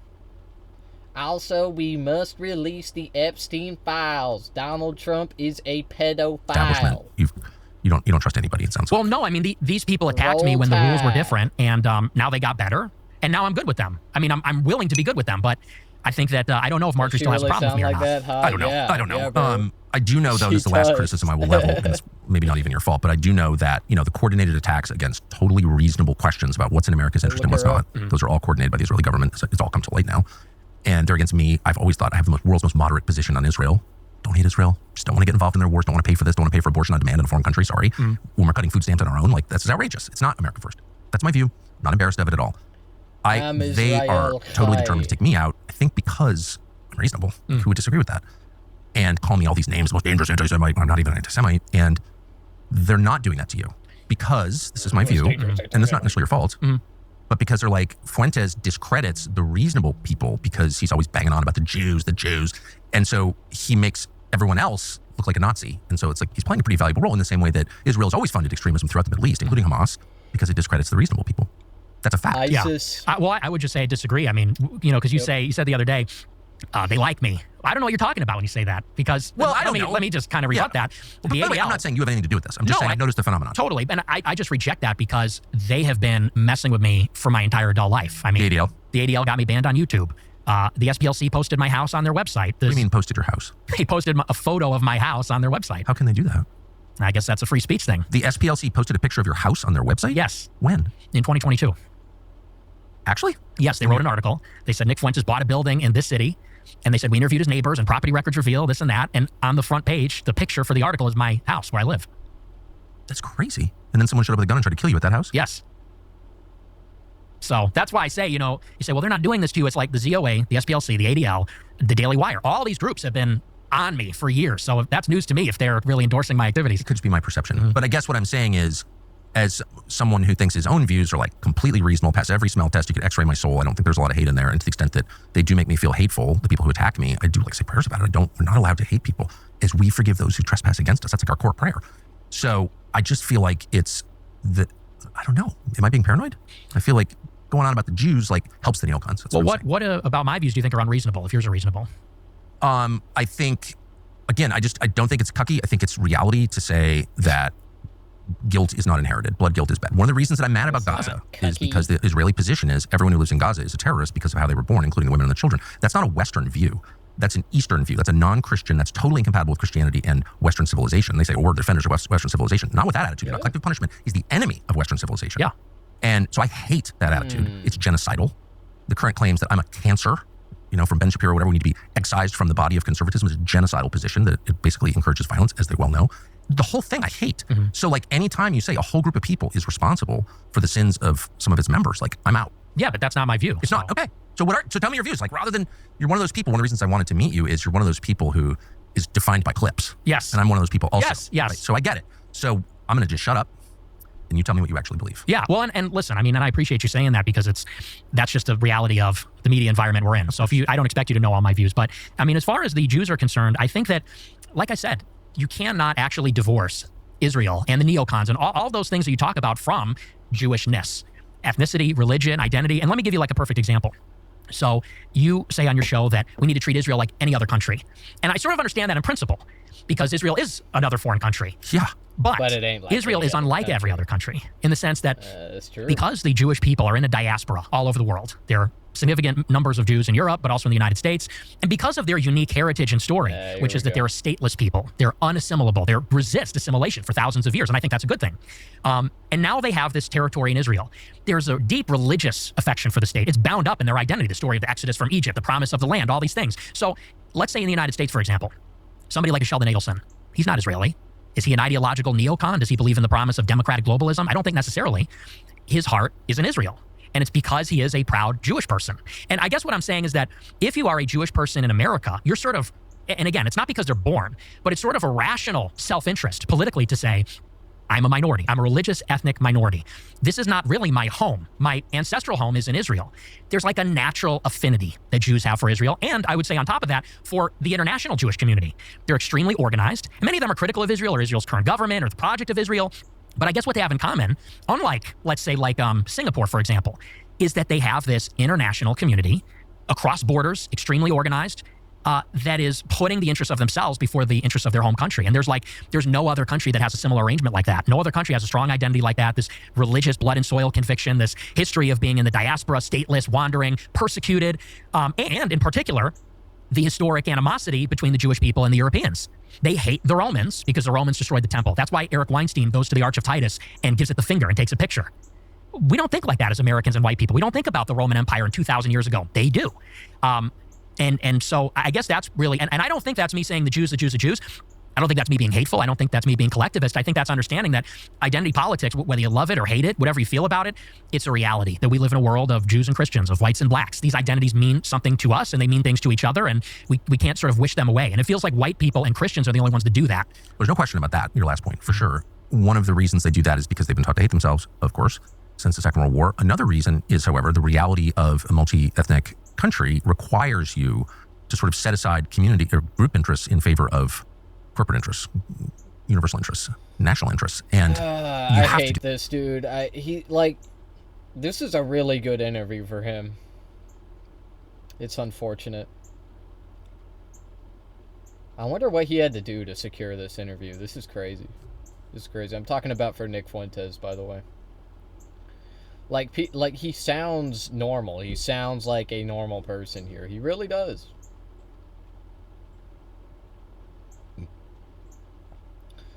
But like, ask him like, oh, what do you think we should do? I think we should brutalize illegals. I think we should kill brown people. Like, that's the difference. Like, he sounds almost woke here, okay? It's like, he's basically saying, like, everybody is a product of their environment. Like, we're all, that's what we're all doing. Like, we're all born into these material conditions outside of our control, which results in our like understanding and our collective understanding as a nation. But anyway, and that's why we need to brutalize minorities. Don't you know? Doesn't work. Don't you know, dog? And so, I agree. Those attitudes. I mean, certainly in other parts of the world, people think this way, but you can't have that here. And so it's just important to remind everybody that, things may be generally true, but like, again, they're not always true. And there are people who just strongly disagree. And by the way, in the specific case of Israel, there are a ton of Orthodox who I know who are opposed to the state of Israel. They're more Jewish than Dave Rubin, a lot more, and yet they oppose it. Jeff Sachs is like the most wonderful man, the most Jewish, and most articulate critic of the state of Israel that I'm aware of. So, like, I don't know, that's just meaningful. You can't, if it's... Wait, why would Orthodox Jews be against the ethno-supremacist, the ethno-Jewish supremacist state of Israel. Oh, I don't know. That's if everything crazy. is That's inherited, so crazy. then there's no hope for the continuation of America. Do you see that? Yeah, I don't think it's genetically inherited. And what you're saying about putting aside the tribal interest for the corporate interest, Yes. that's absolutely the case. And that's the only way the country's going to stay together. Exactly. That's my concern. And I absolutely agree with you. I would say, though, that the main challenge to that, a big challenge to that, is organized Jewry in America. I don't think Bill Ackman is capable of that. I don't think Sheldon Adelson is capable of that. I don't think Yoram Hazony is capable of that, for that matter. And many other, on the right and the left. And I see Jewishness as the common denominator. And you're right, it's not all Jewish people feel the same way. No one would say that, but that does seem to be the common denominator. And I just feel like it needs to be called out explicitly. And I like what you said. If the other day, if you're serving in another country's military or have dual citizenship, you really can't be a part of this project. Well, that's an easy one. But I am much more comfortable as a Christian and an American keeping it on that level because, it's easy to just set universal rules that apply to everyone, not just the Jews or the Christians or the anybody, just like Americans can only serve in the U.S. military or they lose their passport. I mean, I don't know. That's not hard. And I don't know. Why not just say that? Say what? That. Why not make every statement about how Americans ought to behave applicable to all Americans? Like, it's the defense of universal values that will hold the country together and the emphasis on parochial group values that will break it apart inevitably. Because this is a particular issue and it's acute. Like I said, I think they are unique in that way. I think that's a unique issue, especially in the Republican Party, especially in the conservative scene. So how would you like this all to be resolved? What I would like is for the U.S. government to not be influenced by these kinds of foreign allegiances, not with money that comes from, American citizens like Sheldon Adelson, not from foreign lobbyists. So, I mean, in terms of tangible things, I don't think we disagree on any of it, like registering AIPAC and FARA, banning dual citizenship. Like, I'm basically in agreement. 80% of the public agrees with those things. So that's kind of what gets me a little bit annoyed. It's like, these are, like America First, the concept, it's the most popular, self-evidently true idea you could have. Like, don't let foreign powers, especially tiny ones far away, control your country. Like, of course not. Everyone agrees with that on both sides. Yeah. So the trick is not to let that idea get subverted. Does that make sense? Yeah, and I think we agree on that. But it's subverted when they're like, that's hate. No, that's hate. It's not hate. Yeah. Well, and, here's what I will say. I think that there is increasingly a contingent, because what you're talking about exists. When you say that there are people that legitimately detract from this, there is legitimate racial hatred out there. And it's growing. And I know. People on our side are afraid to talk about it because they know, like you said, they're going to get called a cuck or a squish or whatever. And I agree with you. The people that are detracting from that need to be called out. And I think there should be no harbor for cruelty, hatred, prejudice, those kinds of things. And some of them, I'm sorry to be a conspiracy nut. I really try not to be a conspiracy because it's embarrassing, But after January 6th and just finding out the number of FBI personnel in the crowd, it's like, and I've just seen this. David Duke is a great example. Some of these are the Charlottesville rally. Had a bunch of feds there being like, we're white supremacists. We hate the blacks. You see the N-word, whatever. It's like, that's not real. Like, there is some of that going on. Don't you think? I think that there's a lot of sincere people. Well, for sure. I completely agree. And they're just numbskulls, and some of them are legitimately, they see the opening, that there's legitimate critique of this, and they see an opening to air out their grievances. They get a license they think it's okay now. And I do think it's important to differentiate and say that fundamentally, I guess the word that I would use, I've been thinking about this a lot lately, is reassurance. Because I think there's a legitimate, there is a legitimate need to reassure people. And this is kind of what I've been doing on these podcasts, that we don't want to harm anybody. We don't want to kill anybody. We don't want to harm anybody. Right. We just want to put America first. And I guess, to the extent that I've been taken out of context over the years or things like that, I'm trying to set the record straight and say, and I appreciate you've given me this opportunity. These are my real views. I'm not one of those haters, let's say. Yeah, well, I think people should be allowed to describe what they think. I mean, that's like a basic human autonomy question. Yeah. Like, if I want to know what you think, I should just ask you and let you talk, right? Yeah.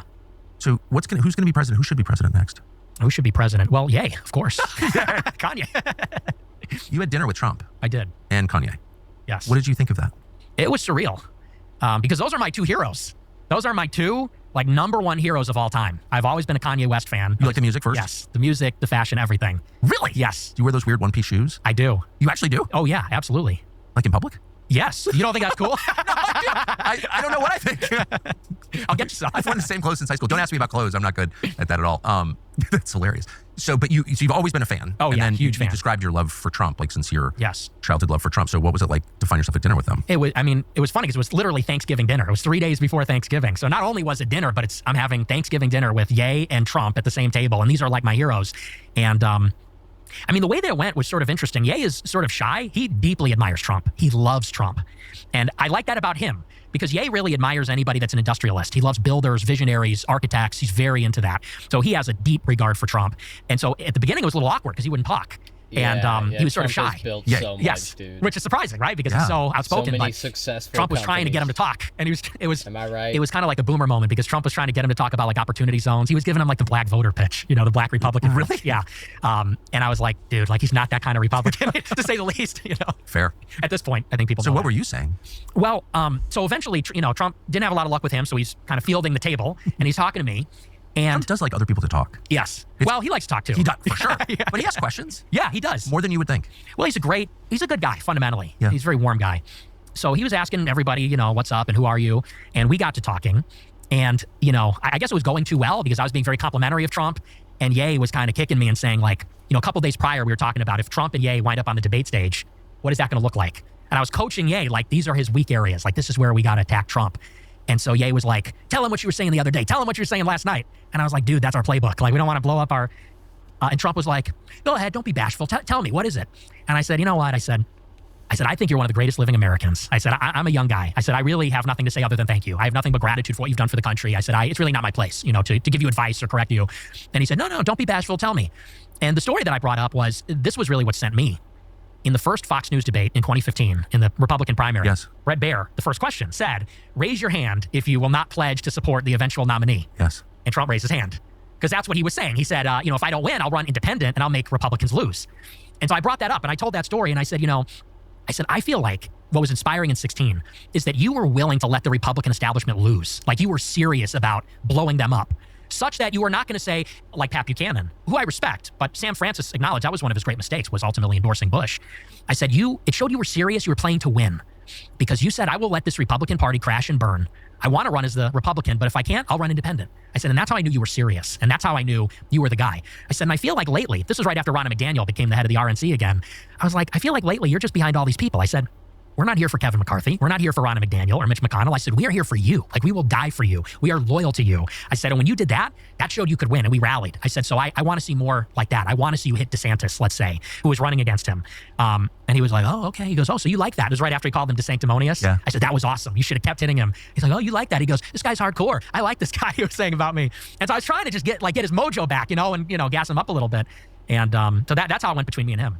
And what was Ye saying at this point? Well, he was beaming with pride because Trump turns to him and says, who is this guy? This guy's great. And Ye was like, right? And I was like, this is amazing. Did you call your parents in the parking lot? Oh, yeah. You'll never believe. Yeah. I try never to think like, how will this be perceived? It's better just to like be as honest as you can be all the time. And, and honest people will respond, agree or disagree, but they'll feel your sincerity and your honesty. But there are always people who are going to like distort it. And I recounted basically the Christian gospel at Charlie Kirk's memorial service. And everyone's like, you're an anti-Semite. I literally didn't have one thought about Jewish people. It had nothing to do with that. It was whatever. So, but I was thinking about this conversation, which I'm sure I can't imagine in the ways that it'll be distorted. But I do hope that people who want to learn what's happening and who you are will watch the whole thing. It's probably naive hope that it won't be reduced to whatever you're saying something naughty and me laughing and see they're both Nazis. I mean, that's going to happen, of course. But I'm willing to take that risk because I just think it's important to know you're clearly ascendant. You're enormously talented. You're more talented than I am, for sure, as a talker. So, and there've been a lot of attempts to silence you and it hasn't worked. So my calculation always be as blunt as it can be. It's like, do I want to have Fuentes on? Everyone's gonna be like, but you're a Nazi just like Fuentes. Okay. But then I'm like, I don't think Fuentes is going away. Ben Shapiro tried to like strangle him in the crib in college and now he's bigger than ever. So it probably would just be worth hearing what Nick Fuentes thinks. I just want to be transparent about my motives here. Yeah. So those are my motives. Let me ask you, I referred earlier to the assassination attempt against you, and it's very fashionable, among like the permanent victim class, like every, BLM leader was, they're trying to kill me, or Seth, whatever, from the Babylon Bee, people are trying to kill me, and people use threats against them, which are like daily for a lot of us, as a way to kind of make themselves unassailable or immune from criticism, or to attack their enemies. Your words inspired violence. What is stochastic terror? I can't even pronounce it. It's like some academic term, whatever. But you had a real assassination attempt, like an actual one, which got no publicity that I recall. What happened? Yeah, well, it was after the election last year. I put out this tweet and I said, your body, my choice on election night.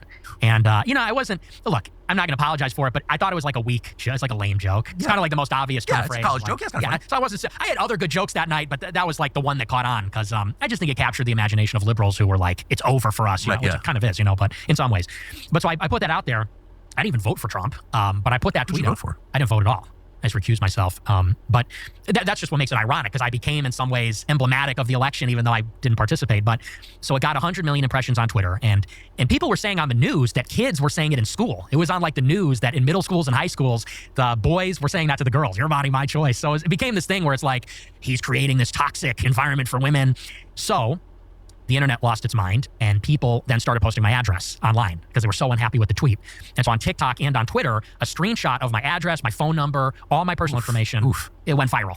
And when I say viral, I mean there were multiple tweets that got 20 million views with my whole readout, all my information. Like your actual address where you spend the night? Yes, where I live, where I do my show, all of it. Damn, did you know that? Yeah, I started to see it. So the election Tuesday, obviously, it was like Thursday that my address started blowing up. I was going to do a show Friday. You know, I only just realized that we went way past the Destiny shit, and he didn't even mention him. Huh. Because the Destiny thing happened before the Trump dinner. Because it's gross. True. But, like, a lot of what he says is gross. So, like, I don't know. Why could he be avoiding talking about Destiny? I don't know. I don't know. It's a head scratcher. So that was 100% real? Yeah, man. Yeah, it was real. You mean the Destiny thing?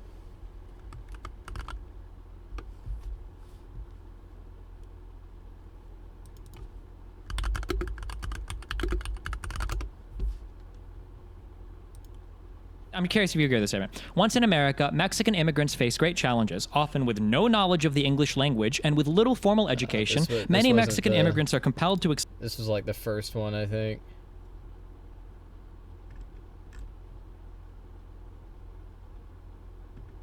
Yeah, no, I don't want to see that one. Where's the one where they were like together in front of Destiny? This is it. Yeah. So let's say one company was praising from the rooftops that there was a vaccine. Yeah.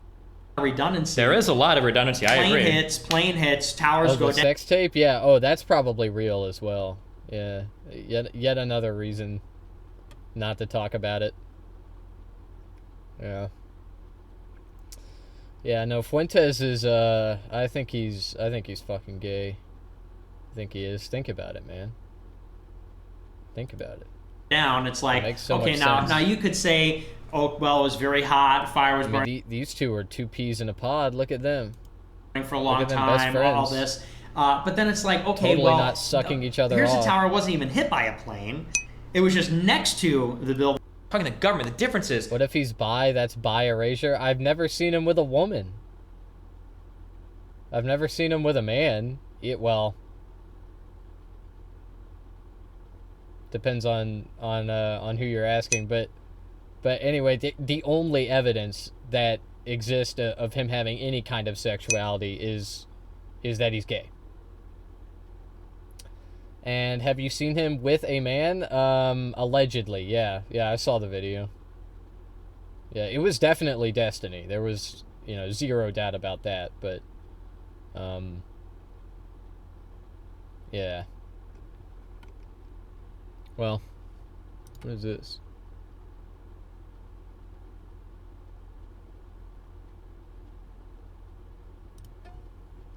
Yeah, man.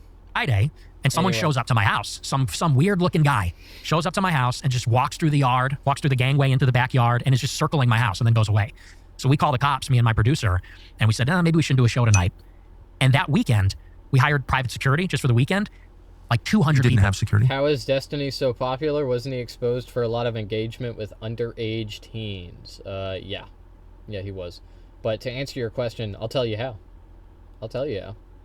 Okay, because not many people could survive the shit that he's been exposed of. Most people would lose their careers over this. Their audience would fly away overnight. But not Destiny's. His community is robust, they're committed, they are cult-like, and it's because he's cultivated them over the course of many years, where he's basically done litmus test after litmus test, eliminating all of the naysayers. Okay, like basically, he does something controversial, he says something crazy, and it causes a lot of people in this community to question him, and a lot of them will leave over it. The ones that remain are his most loyal soldiers, okay? And that's what you're left with. That's what his community is now. How has he not been kirked? I mean, he doesn't go out in public, really, for real. He doesn't really speak publicly all that much.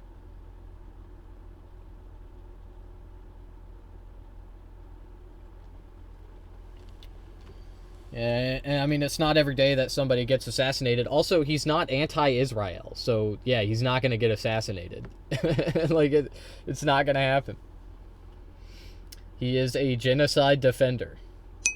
Okay, unlike Big Kirk. I'm so confused by these big podcasters. What's confusing? I would be happy to clear up any confusion you have. It all makes sense to me. All the pieces are in place. No, I don't have security. Well, I didn't then. Of any kind? I didn't have cameras or anything, even. I had nothing. Okay. I was raw dogging it. Yeah, which was not smart, maybe, but never had a problem like that. I've always lived that way, too. Yeah. But so that weekend, we hired a security guard just to park his car outside the house and monitor things. Literally 200 people came. To your house? Yes, not all at once, but one after the other. Driving by, yelling. If Hassan had any type of interaction with someone underage, they would have burned him at the stake, yet Destiny still has his popularity. I don't get it, LOL. Yeah, I mean, they've already tried to do that to him. Hassan apparently was like, he like, hooked up with a 19-year-old when he was 24 or 23 or some shit. And they tried to cancel him over that. It was crazy. It's crazy, but like, yeah, I mean, they'll do that. But Destiny, it doesn't fucking matter. It doesn't matter. I'm pretty sure he could murder someone on stream and it wouldn't fucking matter. His viewers would not care. He could get a dog and like electrocute it with tasers on camera. And they would be like, oh, based. 19 and 24 isn't awful. Yeah, I mean, you don't gotta tell me. I don't give a fuck. What, 24? I mean... I don't think it's a problematic age gap. I don't really care. 19-year-olds, I personally wouldn't date them, like I'm a 24-year-old. But that's the thing, like, I wouldn't date them, okay, because they're 19. They're immature. Mostly. They don't have their shit together. But doesn't that just make society hate libs even more? They already think we're degenerates. Destiny shouldn't have a platform, LOL. I mean, look, liberals, we own that shit, okay? Like, yeah, we're degenerates or whatever. So are the conservatives.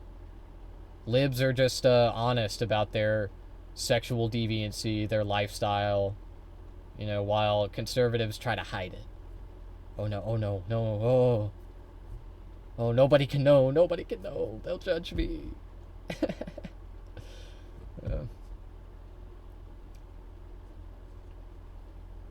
Yeah, man. Anyway, back to this. Walking by, throwing eggs. Multiple people threw eggs at my house. Ordering pizzas, ordering DoorDash, whatever. Walking through the gangway.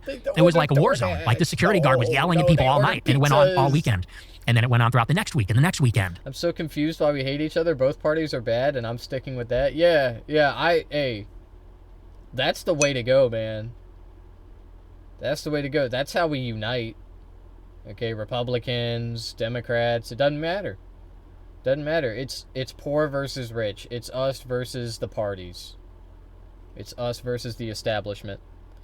I'll stop talking, I'll lurk. Nah, yeah, I don't mind, man. You're good. And it was bad. I got out of my house. I went to a hotel for a week while this was happening, waited for it to blow over. Did you do your show from the hotel? No, I took a week off. Wow. I wish I had more to say about this. No, I had to keep it very... Why? I didn't want... What is there to say? Like, Nick Fuentes is just trying to come off as more moderate than he has in the past. What he's doing right now is the same thing he did when he went on Destiny. When he went on the Destiny stream. I'm not ignorant, just not articulate. I suck at conversing. That's okay. That's okay. I think you're good at talking. I think you are. And anyway, whenever, like, I don't understand what you're saying, it's not really because you're not articulate. It's because I have poor reading comprehension. Want to track more of it. Yeah. You know, because if you say, really, oh, they're here, then people go, oh, things. no, we got to keep up the pressure, you know, or turn it up. And people at that time were talking about burning my house down. Like on TikTok, there were viral videos of people saying, we're going to burn his house down. And then they doxed my parents' address. People were showing up to my parents' house. It got really bad. And eventually it just blew over. About a month passed. And at that time, so it was like late December. It's actually funny. It was December 18th. I remember because that's an important date to me. And it's Joseph Stalin's birthday. I know I'm a fan. people say that. You're a fan of Stalin's. Mm-hmm. Always an admirer. But we don't need to go into that. Like, well, let's, okay, let's get back. We'll circle back. That's an important date to me. It's house.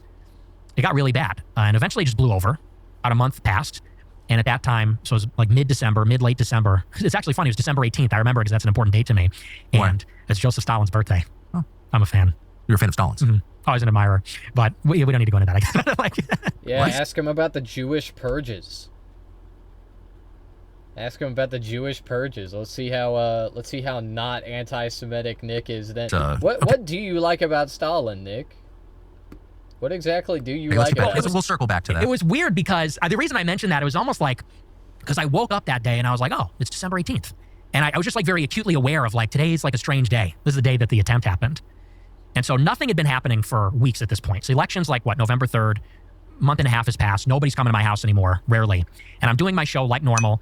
And I'm reaching the end of the show, and I see out of the corner of my eye, I get an alert from my Ring doorbell camera that somebody's at the front door. 13 and so I'm reading through my super chats. I'm going through live chat messages. Yeah, but the weight I'm live. Is being lost, so that's a plus. I don't think you should be lightheaded, man.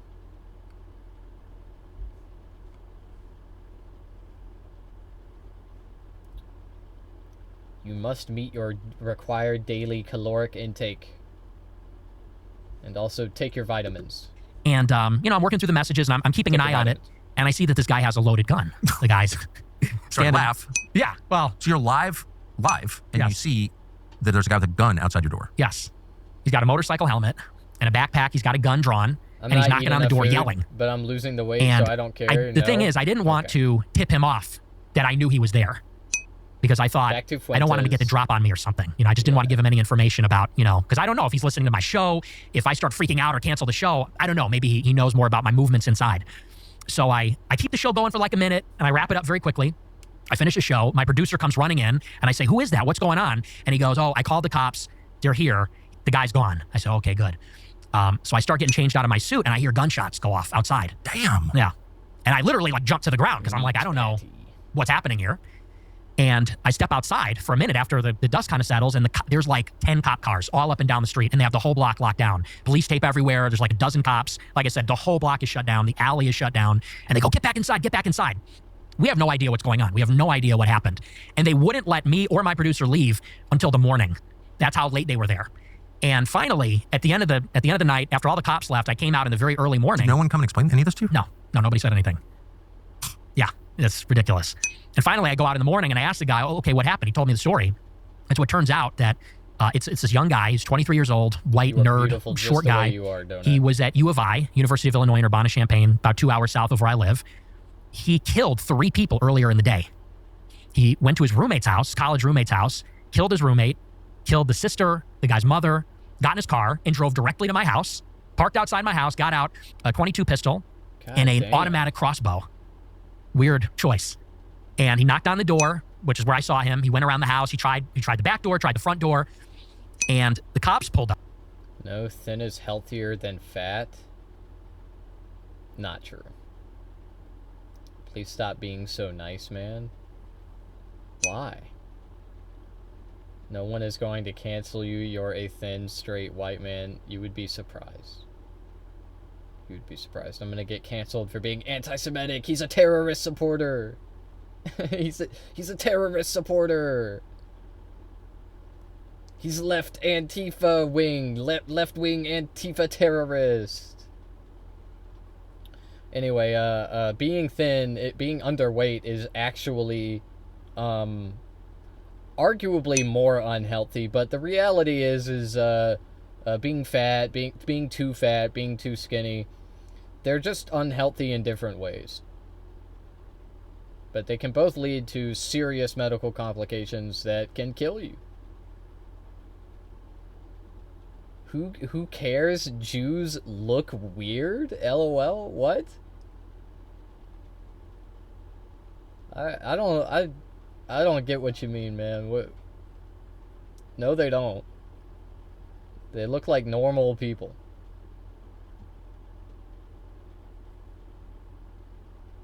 I cannot tell when someone is Jewish until they tell me. Okay, unless they're wearing the little hat. That's the only giveaway.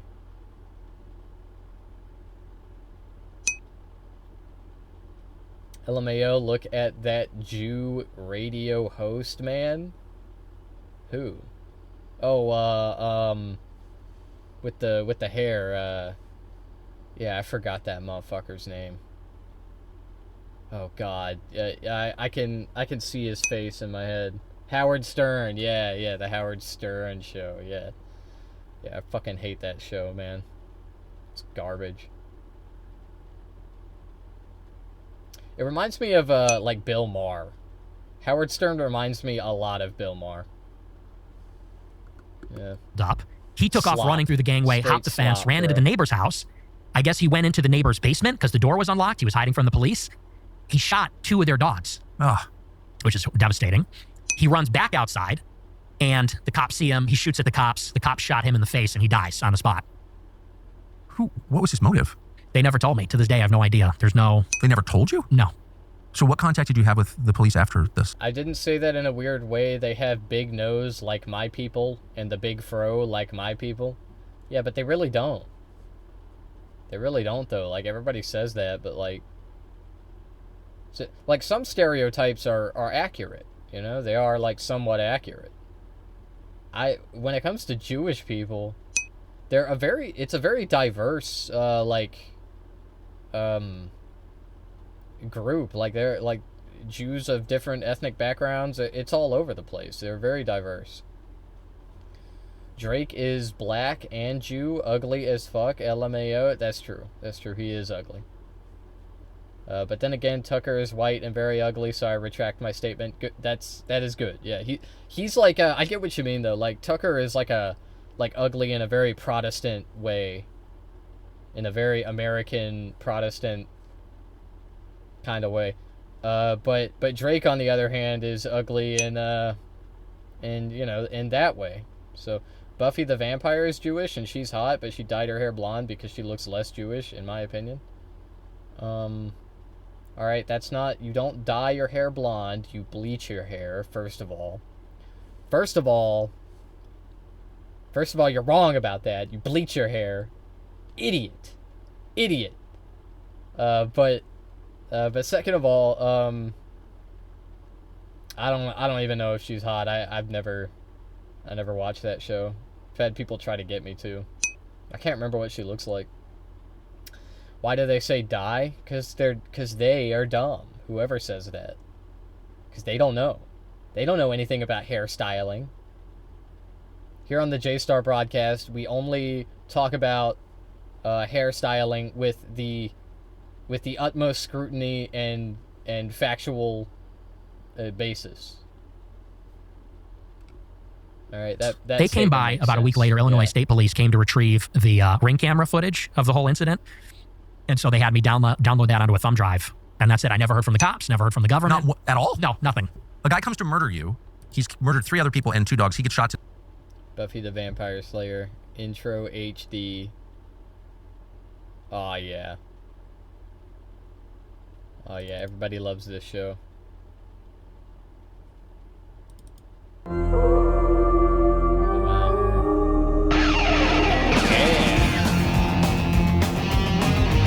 Shit reminds me of, does anybody remember Goosebumps?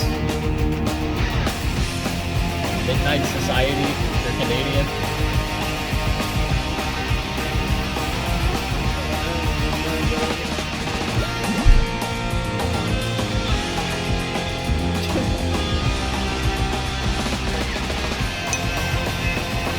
This shit makes me want to do the Monster Mash, you know what I'm saying? And no one bothers to tell you anything? How the fuck do you know Goosebumps? You weren't even born? Is it really a country at this point? No. I mean, It's ridiculous. They And replayed So what was it his motive? on Do you have any Cartoon idea? Network. I have no idea. So the story that I read love online, the hour-long specials. because obviously the news followed up on this, and they said that. Those are my So he was favorite, like man. 5'5". I guess he was involved with drugs actually with his roommate. They sold drugs together, something like that. They had a falling out over the drug money or something like that. The roommate beat the shit out of him so bad he dropped out of school. He had this major falling out with the roommate, but they were close. Had a big falling out. The shooter took him to small claims court over some money, and I guess this guy was just in a downward spiral. He lost his job. He got in a hit and run crash and ran from the police. Then he was swearing at the cops when they showed up to arrest him. And I guess his life just kept getting worse and worse and worse. I assume he took it out on the roommate and I get popped it. off, Yeah, killed the whole family. It's horrifying, but how do you fit into that? So this is just my opinion, speculation. This is like a month after Luigi Mangione. Sorry, I He think had, I have I'm assuming you meant ADHD. I can never focus on those two people you're watching. Yeah, man. This is a pretty crazy story. I didn't know about this, but they're just talking about stupid bullshit that doesn't fucking matter. Nick is trying to appear more palatable to a mainstream audience, and he's doing pretty well. Like I'm not gonna lie. Like credit where credit's due. Okay, I think he's a terrible person. Of course, I think that. Obviously, he thinks very disgusting thoughts about minorities and women and yada yada. But anyway, it like what he's doing here is effective. He's doing the same thing he did on the Destiny broadcast, on the Destiny show, on the Destiny stream. That's what's going on here. And the shooter at my house had on a motorcycle helmet. Except this time his target demographic is like older conservatives that still follow Tucker Carlson for some reason. In like a costume. And so I think Most he was of them are maybe still like a watching Fox copycat of News, Luigi though. Mangione. He thought he was going to be like a hero and assassinate some reviled political figure who was going viral at that time, being hated for that tweet. So I think that might have been the motive, but that's pure speculation. I have no idea. I mean, it's a well-documented fact that all kinds of bad actors use unstable people for political assassinations, right? It's happened. We know it's happened. Mm-hmm. So Yeah. do you think this might be an example of that? Yeah, your don't dad think did that, bro. Your dad was the head propagandist of the CIA. Yeah, of course you know that. That was like your dad's job. So his entire but life. it's certainly possible. The reason I say I don't think It's so. kind of funny. I mean, I think if he was conspiracy-minded, but you don't have a conspiracy in mind here. No, because I really believe that when you look at all these things, and by these things I mean these like really disturbing instances of violence like Luigi Mangione or Charlie Kirk or these school shootings, there is something going on with these kids. It's nihilism. It's these people that are maybe mentally defective, extremely online. I think there's like a real problem there. And I don't doubt that sometimes these people are involved with maybe a foreign government or they're being groomed or put up to it by an operative. But I think to assume that it's always that ignores that like there's a very real problem of nihilistic, surrealist violence that comes from young people. And, like this guy it's a triple homicide out of nowhere and then he tries to kill me. I think he just went crazy, but I could be wrong. Describe the circumstances that have led to this violence. Like, how does a normal kid, young man, go from being a normal young man to being a murderer?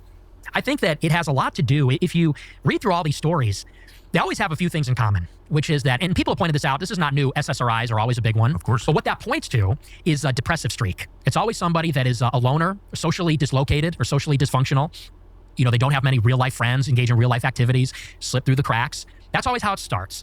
Then they get into either they're medicated by a therapist with SSRIs, or they self-medicate, which is extremely common with alcohol, weed, which is extremely potent now, and you can get THC from like a vape pen, so it's very powerful, very accessible. When I was in high school, my stoner friends would have to like go on a walk to the park and roll a joint. Now, with the vape, you can hit that anywhere, I guess. Of course. It's very discreet.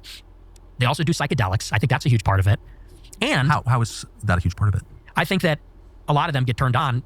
They'll do alcohol, marijuana, and then I think they get into psychedelics like LSD or MDMA, and I think those things induce psychosis. These psychoactive drugs, whether it's marijuana by itself or it's LSD, I think they tend to induce psychosis and exacerbate those like existing problems. And basically what happens, I would say, if I could put myself to sleep like through psychosis by just like taking psychedelics, hell yeah, I'd be doing that. I'd be doing that right now. No, it doesn't work like that. It doesn't work like that, man. I think what he's sort of talking about here is like flashbacks. Okay, because that's what they used to say. They would say like, oh, if you take acid, if you take whatever hallucinogen drug, you're gonna have flashbacks. You're just gonna be walking around one day and it's gonna hit you. And it's like, no, man, that's not how it works. That's not how any of this shit works. Okay, look. when you take drugs, most of the time they don't leave any like permanent disfiguration, mentally, physically. You drink alcohol, 2 hours later you're mostly sober again. You smoke marijuana, 2 hours later you're sober again. Okay, like that's how it works. And these substances will stay in your body for, it ranges usually a couple weeks. But yeah, that's not how it works. Me, when I've never taken any drugs for anything, anything at all. That is maybe the next Me, step. when I know And then the nothing other about ingredient drugs. that's always there is, although they don't have a social life in the real world, they have a social life on the internet. Yes. And so they're deeply involved in obscure internet forums, Discord. Yeah, I mean, like, I get why they want to, like, they want to say, like, oh, it's the drugs, it's like drugs that are doing it, and migrants are bringing them in, by the way, and migrants are bringing them in. But, like, no, man, it's literally just what you were describing. Like, this kid, his life was going terribly, and his material conditions were low, and they were only getting lower, and he was desperate, and he was angry, and he pointed that anger at you. He pointed that anger and that resentment at you, probably because he correctly identified you as everything that is wrong with this fucking country. You're horribly racist, xenophobic. You're just like a fucking piece of shit. You're a real bigot. I hate you.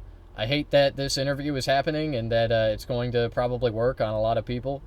I mean, judging from the comments I was reading earlier, it is. But yeah, I mean, that's pretty much all I got to say Gaming about communities. It's not So fucking increasingly, drugs, man. ChatGPT is inducing psychosis. People talk to ChatGPT all day, all night. Yeah, that's and true. You That's basically actually have true. between the three of these things, they kind of go into like a different. And I would call that psychosis. By the way, for anybody that doesn't know, psychosis is an outdated term. It's one that medical professionals don't use anymore for specific reasons. It's also rooted in misogyny. Okay, women were often said to be under psychosis or manic. They were having manic psychosis. That is just like, that was a common thing back then. So it's not used much anymore. But with that being said, as a non-medical professional, I also agree that like you could call the ChatGPT thing psychosis, because like people have been like, oh yeah, I was talking to ChatGPT and I realized it was God, and I was talking to God, and like it's actually God, and it's like, dude, like you have lost your fucking mind. You have actually lost the plot, World. bro. It's crazy. Between the psychoactive substances, It's the so make-believe crazy. reality of the internet, totally disconnected from the real world, I think they enter into like this delusional state. And I think that's where that shooter in Minneapolis, I think that's what that was.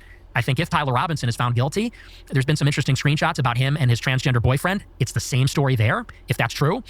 And I would imagine it was not dissimilar with the guy that showed up and tried to kill me. I think those are always the ingredients that produce that kind of violence. It's interesting, your audience, as I imagine it, I've never seen any of your numbers. I don't even know how big your audience is. It seems big to me, but I think of them as young men. Mm-hmm. That's the bulk of your audience, right? Yes. And yet here you are criticizing weed and video games and the internet, and you work on the internet. You are a creation. I mean, you wouldn't exist without the internet, of Yes. course. You didn't get a job at NBC News. So what kind of reaction do you get when you criticize weed, gaming, and the internet to young men? A lot of them agree with it because they get it. It's their life. A lot of them, that's their life. Their life is, and another thing we didn't even bring up is the porn thing, which is there also. This is their life. Weed, gaming, porn. And I think they know it's bad. I think they know there's like some sense of guilt. And so it's interesting. I would say it's maybe an 80-20 split, where 20% say, oh, you're against weed? Not cool, man. It's just a plant. Well, they're very defensive about it, about these addictions. And I think 80% say, I know I have a problem. Like, I have a guilty conscience. I know it's bad. I know it's terrible. Why are you against weed? Because I think that it's compromises the integrity of your mental faculties. I think there's something deeply wrong with that. When you, I'm against alcohol too. I think it's wrong to numb pain. I think pain is a part of life. I think. I'm starting to see why he likes Stalin so much. Yeah, it's because he's so against alcohol. Unironically, this is a sentiment that the Bolsheviks were very adamant about upholding. But the joke that I was making just now, I know it's obscene to explain jokes or whatever, but like Stalin basically reversed all of that and got everybody hooked on alcohol when it became convenient for him. But anyway, these substances, these drugs, are often used to sedate the population, but I don't think that weed is one of them.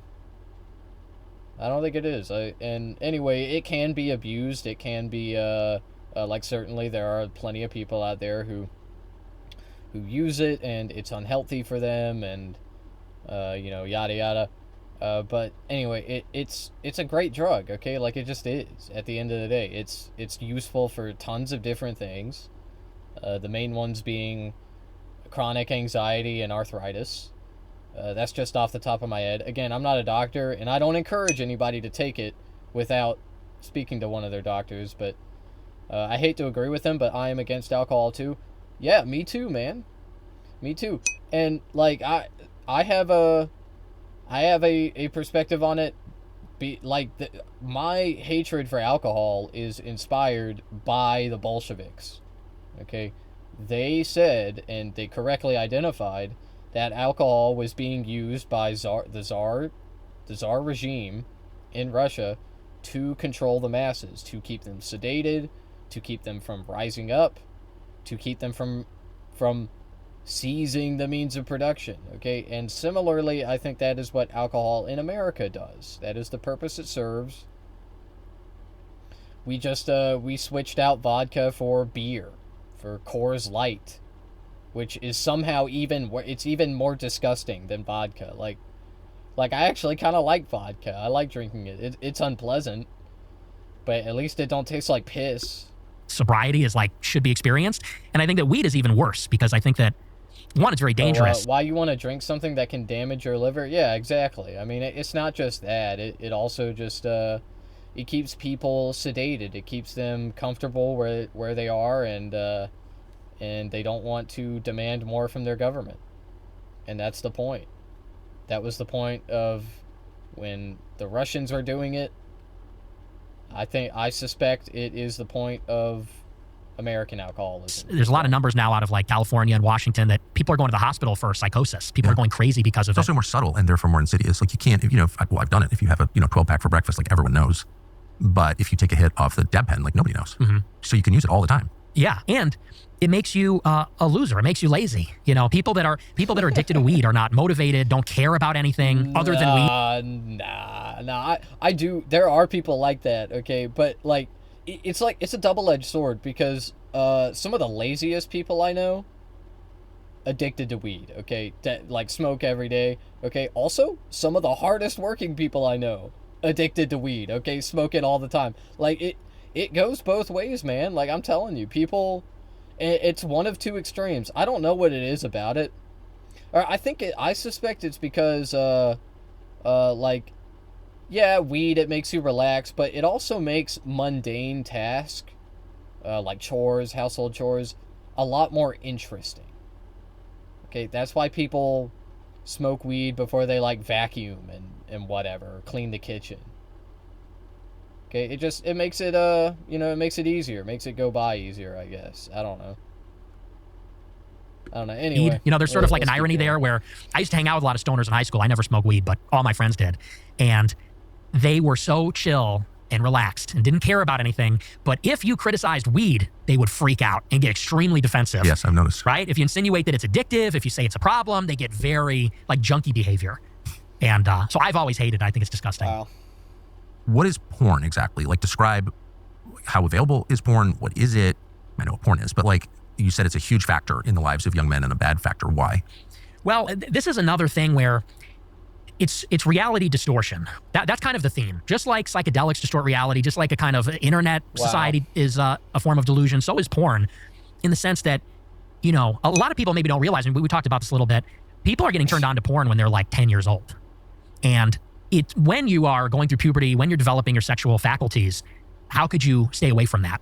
Every kid has a phone, every kid has an iPad, and every iPad and phone is, if you know what it is, loaded up with porn. And it's infinite, and it's ubiquitous, and you can get every kind of it you want, whenever you want, it's in your pocket. And so something that is almost never talked about is that this is a generation that's totally sexually dysfunctional, I think, because of pornography.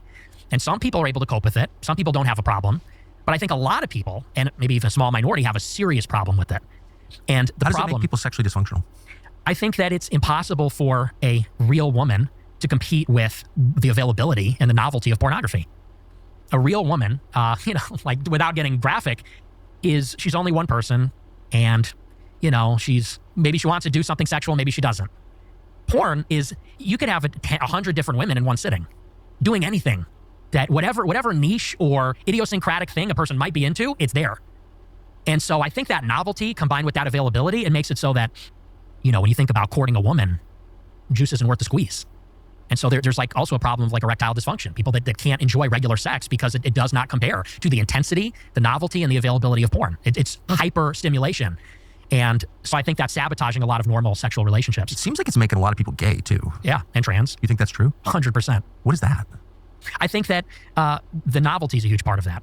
I think that if you are somebody that uses pornography multiple times per day, which many people do. Actually? Oh, absolutely. That's a lot of jerking off. It's a huge problem. It's called gooning. Yeah. And, if you're doing that multiple times a day. Nick Fuentes describing gooning to Tucker Carlson. Yeah, anyway, what he is saying here is kind of a newer homophobic lie. This is one that, obviously, like, I think it's an offshoot of the general sexual deviancy creates homosexuals and, like, it must be stopped.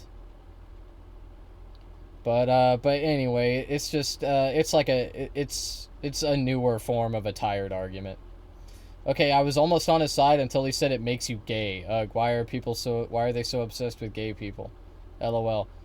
For Nick, it's because, he is gay and, he's hiding it, so, he resents gay people.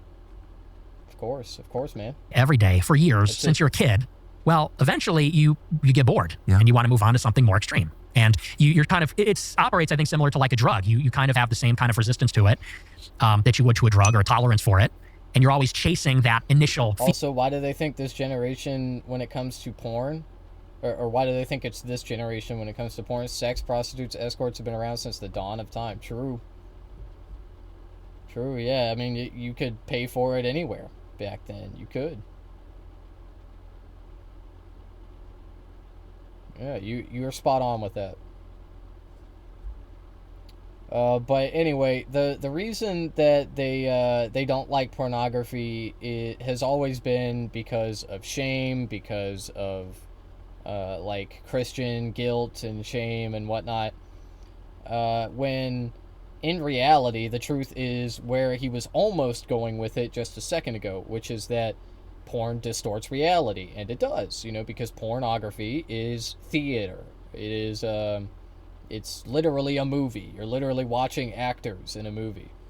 Okay? That's how it works. But I was going somewhere with this, but I fucking forgot. This is just like a kind of silly, unserious conversation, I feel like, because he's rehashing arguments that leftists have been saying for years, which is that pornography distorts reality and it's theater, and that it's convincing theater, and it's making people like think that certain forms of like sexual acts are normal when they're not. They're more niche. Okay, and that's why you get like the fucking Euphoria scene where the guy is like losing his virginity and he tries fucking choking her and it's like really uncomfortable. Shit like that happens in real life because of pornography. And so we need to educate people about that, but conservatives don't want to do that. They don't want to do that. They just want to say what Nick is saying, porn is evil, it makes people gay and trans and woke or whatever. Conservatives are way more freaky than liberals, and you cannot change my mind. They have this false image that they are classy people, but live some of the most degenerate lifestyles, LOL. I do disagree with you. I think that they are like equally as degenerate as libs. That's it. They're a lot more judgmental. They are. Maybe their judgment like compounds their deviancy. And so maybe you are correct, and they actually are like more degenerate or whatever, but like you're operating within their framing, first of all, that like these sexual acts are degenerate in the first place, and therefore some are more degenerate than others. The reality is that it just is what it is. It's sex, and people are doing it, and There's like nothing really problematic about it necessarily. I will agree that porn had me believing that certain sexual acts are the norm, or how black are dominant and whites are submissive, etc. Oh, don't get me wrong, libs are freaky, but conservatives try to hide their shit. Yeah. Yeah. I agree. I said the exact same thing earlier. Yeah. Yeah, I mean, like, what you touched on there about, like, black people being dominant, it's, while I agree with that, that's not, like, the whole picture. It's more like they're portrayed as savages in pornography. They're, like, they're animals, you know, that's like the way it is in pornography, and it's wrong, it's problematic, it's, it's a terrible thing. But anyway, I wouldn't say that, like, racially it's a dominant submissive dynamic portrayed in pornography. I think it's like what I was just talking about. It's like white people are like classy and what's the word I'm thinking of? They are they have like self-control. I'm trying to think of the word for that. Like white people, they can control themselves. They have self-control. Black people are violent thugs, savages, you know, that sort of thing. But it's all it's just pornography at the end of the day is exploitative, like that, and that's the main reason it's problematic. It's not because it's like a false theater that is fooling people. You know, that is a problem, don't get me wrong, but it is the exploitation of the actors. The people making the content are being exploited. And no, it is no more obvious than with black people. Oh, I know, they have porn titles thugs, and that don't sit right with me, and it shouldn't. They portray us as low IQ and well endowed, or how white women are innocent while their husband is a cuck. Yeah. And it's all to portray white people as like the default. Okay, like black people are the savages. You know, on the opposite side of the spectrum, you have Asian men who are emasculate, who are effeminate, who are like feminized. And the entire structure of the pornography content creation apparatus is centered around upholding that hierarchy. That's why in Asian countries, when they are looking for actors, they look for guys with like average sized penises or smaller. I'm not even joking. That's literally the way that the casting system works. And they say it's to like, it's to make them more relatable to an Asian audience. Right. Yeah, that's why. Anyway. Feeling the first time you used it, or the first time you saw a certain thing. And I think eventually you just chase more taboo, more transgressive. And I think maybe some people are more prone to that than other people, going in a really extreme direction. Is how Charlie Sheen got AIDS, actually. Yeah. Through just being jaded and looking for something more transgressive. That's just a fact. And there's something too about what it does when you look at it. Because people don't realize that it is a fundamentally different experience being involved in intercourse versus watching other people have intercourse. And I think that actually does something to you. Tell me, what do you mean? I think that, for example, I think Steve Saylor has written about this, that there's multiple kinds of transsexuals. And he says that one kind of transsexual is somebody that likes the idea of seeing themselves as a woman. It's autogynephilia. Yes. And I think that, one of the theories for that is you watch a man having sex with a woman that isn't you so much, you kind of achieve an identity with the woman in like a weird, sick way. You almost identify with the woman. And so there's weird things that happen when you're watching that and having such strong emotional and sexual experiences with it. That's fascinating. I've sensed for a long time, having had a lot of young male employees mention porn as a problem. I mean, the big porn companies give visibility to foreign intel services on the back end. So that means people know what you're looking at. There's likely video and audio of you watching. So that, that's like such a deal killer for me. I'm not a huge expert on the topic, but I have always sensed this was a huge deal, but I've always been too embarrassed to like do a show on it. Mm-hmm. But it sounds like you're describing something that's everywhere.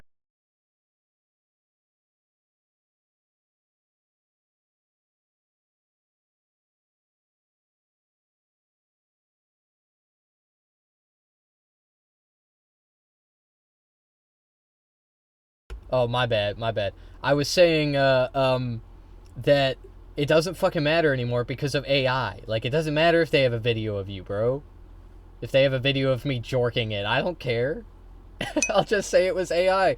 They could AI you into doing anything, man. Like they could AI me into committing a hate crime on a live stream, like fucking Curtis Sliwa style. Okay, live hate crime moment. You're muted. Yeah, I know. My bad. But yeah, like that's the way it is, man. That is life now. We're in the AI timeline, okay? This is it. Let's go. I love AI. Everybody. Yes. And do you think it's related to the huge decline in like actual sex and relationships and marriage, screwed up dating? All of this derives in part from... No, dumbass. The reason people aren't fucking dating, look, it's so fucking delusional, the idea that men are like choosing pornography over real relationships. Are you how idiotic are you? Have you ever talked to a man? Has any man ever told you, like, oh yeah, I strongly prefer jorking it over having an actual partner? Like, no, man. The reason that people aren't dating is because they have no money. Because they don't have a job, because they are struggling, you fucking piece of shit. I honestly wish it was easy to just not view porn, but I think it's the fact that it's there. Once you watch it, you watch another and another. I'm so brain-rotted into thinking that what I see is what I can view in reality, and it could potentially lead to abuse on my partner if they don't give in to my commands. I refuse to be that guy. Oh, yeah. Yeah, man, I mean, I don't know that, like, well, look, like, I don't think you're capable of that. I don't think you would do that. I think it is healthy to, like, pontificate on, like, oh, could I be an abuser? Like, what would that look like? What would I do? How would I do it? And how can I stop it from happening? But you shouldn't lose sleep over it. I don't think that you should feel anxiety over it. Like, I don't think you're an abuser, man. But anyway, it's normal to ask your partner to like do like specific sex acts that you want to do. That's fine. Like, as long as it is of course consensual, that goes without saying, but just be communicative, be clear, and you're as clear as you can be, and that's it. If they say no, take it for an answer, and if it's a deal breaker, then just walk away. Go find someone else to do it, that's all you can do. So, porn, do you think? I think it's a huge part of it. It's a huge factor. And it's even on the other side, too. It's become so destigmatized for women to actually participate in porn. People don't even recognize that OnlyFans is a whole separate category. It's an innovation in the realm of pornography, because you have what everyone knows as porn, which is like videos of porn stars, like dedicated career sex workers having sex in a relatively controlled environment or something like that. But then you get OnlyFans, which is like Patreon for nudes or sex.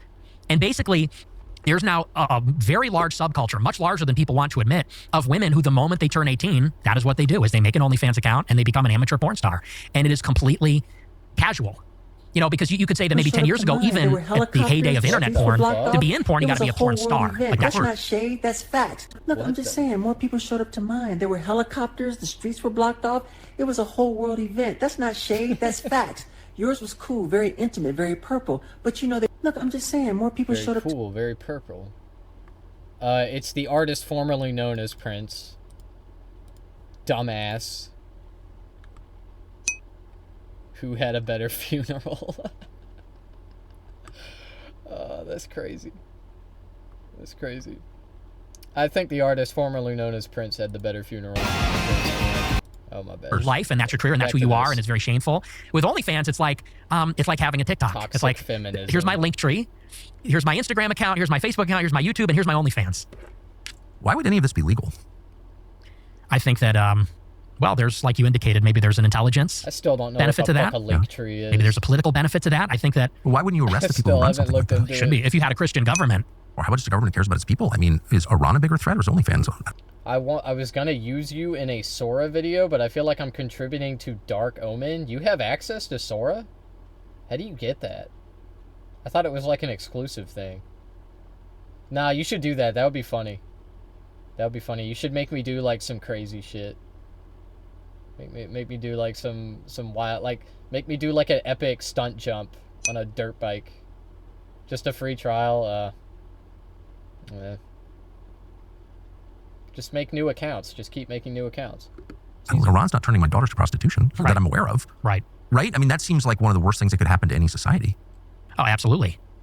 So how big is the support for that? Like if a candidate were to come out and say, we ought to arrest Make the you guys say who how online much you geek. love Smite? No, don't you ever do that. That is truly a cardinal sin. That's the biggest, terrible. the biggest porn supplier in the world are the guys who run OnlyFans. What would the reaction be among, I don't know, people under 50? I think there would be broad support for that. Really? I do, actually, yes. I hope someone will say that. And Someone needs I to. hope someone arrests them, like right away. Yeah. That was actually Seizes one of their assets and puts them in prison. seizes their bodies and puts them in jail. Yeah, I mean, The owners of that, people who are, I mean, talk about human trafficking. yeah, oh, yeah. I thought we were against human trafficking. Yeah. Well, So you think that young people, because you always think of young people as so liberal, but like, no, they wouldn't think that was crazy? no, I think especially among young men, they know it's a problem. It's ruining their lives. And they know it. So what are the other factors that prevent, I'm sorry I called you gay, by the way, but I think I'm just too old or something. I'm like, why is anyone married? You tell me, why aren't people married?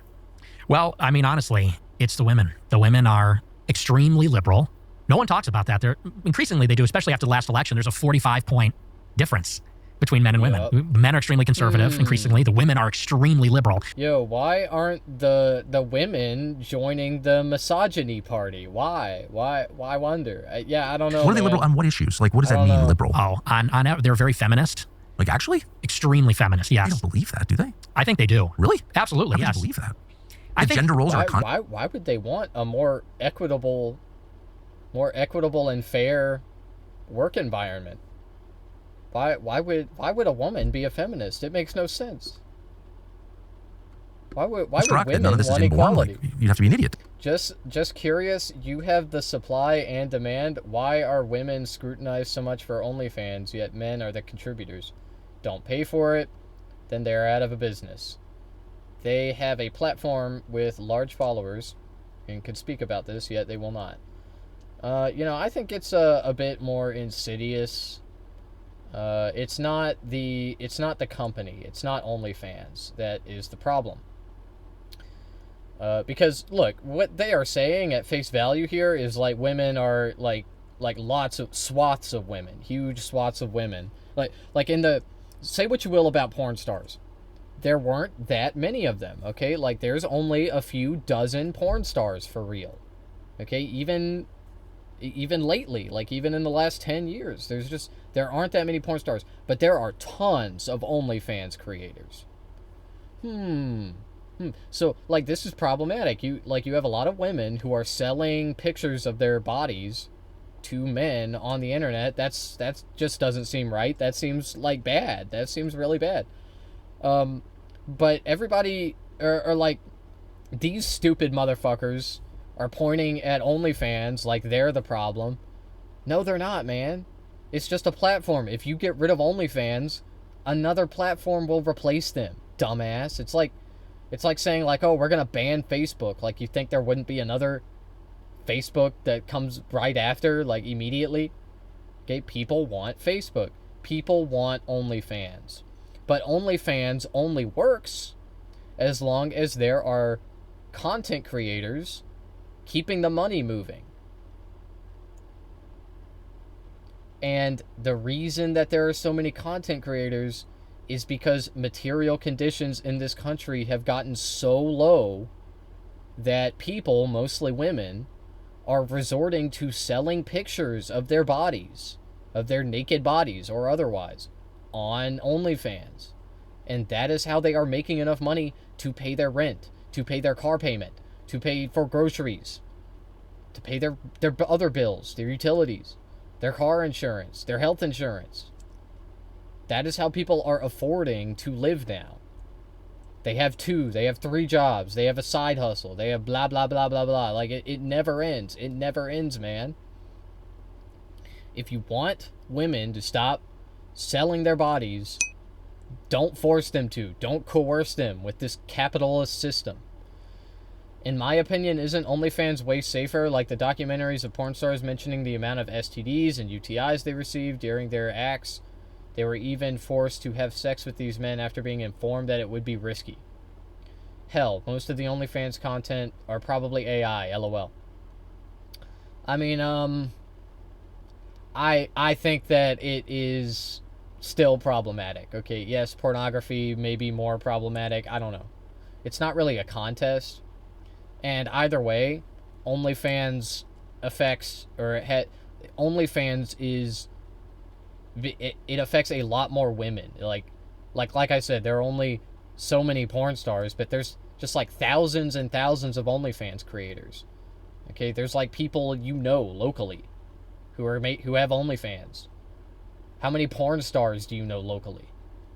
You know, like that, probably zero. But that's the difference. This is something that affects a lot more people. Anyway, to think that they like the idea of it. Hear what they have to say. They like because of course I think all women naturally want strong men. Of course, obviously. They naturally want a Chad. You know, they want like a tall, buff guy. Yeah, but yeah, I think they like the idea of. None of them want to work either. None of them that's what I'm saying. That's what I'm saying. Of course, that's right. It's obviously true. It's always been true. Work like outside her the home. name. Right. They don't have enough work at home. There's a lot to do. But no, I completely agree. So that's why I question like they're feminists in what sense? Yes. And you know, they like these vague appeals to equality. We want a chance to work and we want respect. And you know, ultimately, I think the whole political system is just based around women never being accountable for any of their choices. Ultimately, that seems to be that's what abortion is. Yeah, of course. Because 99% of abortions are elective. So they say it's an unplanned pregnancy. You had sex out of wedlock with someone you didn't intend to have kids with. So just don't show it. Yeah, I mean, I don't know what she looks like, but I don't care. I don't know. What? Let's see if I recognize her. She has a Wikipedia page.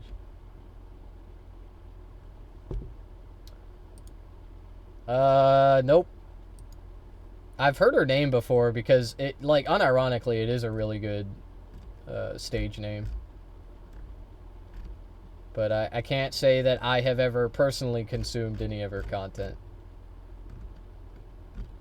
Dude, she's won a bunch of awards. What the fuck?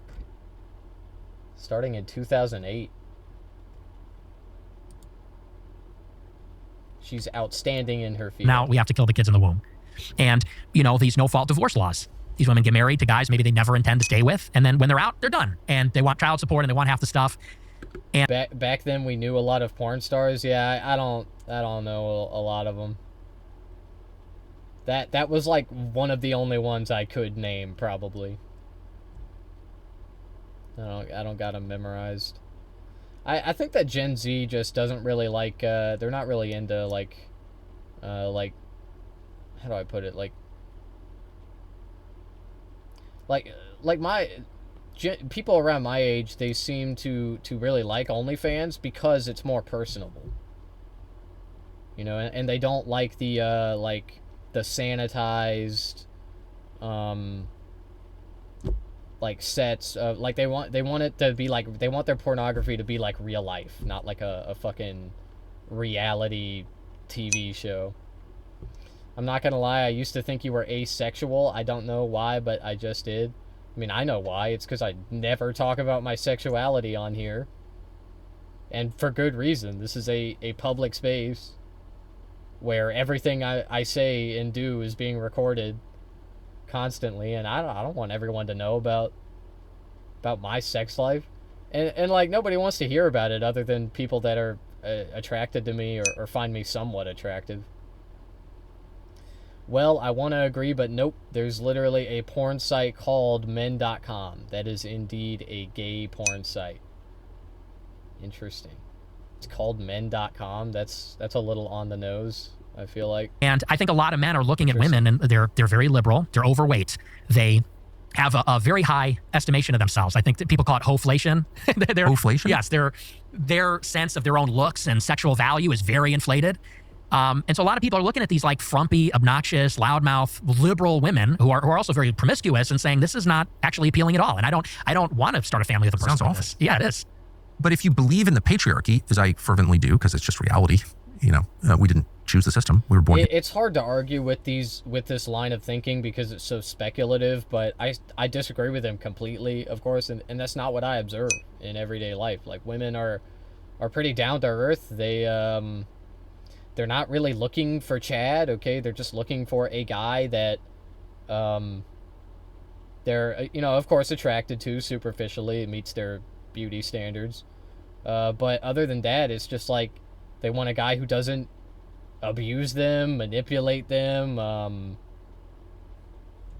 ditch them after the one-night stand or whatever.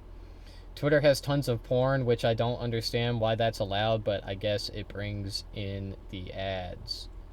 Oh yeah, man. And it wasn't always like that. Like, this isn't like a Tumblr situation. Like, it's actually the opposite of Tumblr. The economy sucks. If I were a pretty blonde or ginger, I'd make OnlyFans too. Who wants to make minimum wage? Nobody. Nobody, but you got to. What other options do you have? It's really sickening what we're doing to the working poor in this country.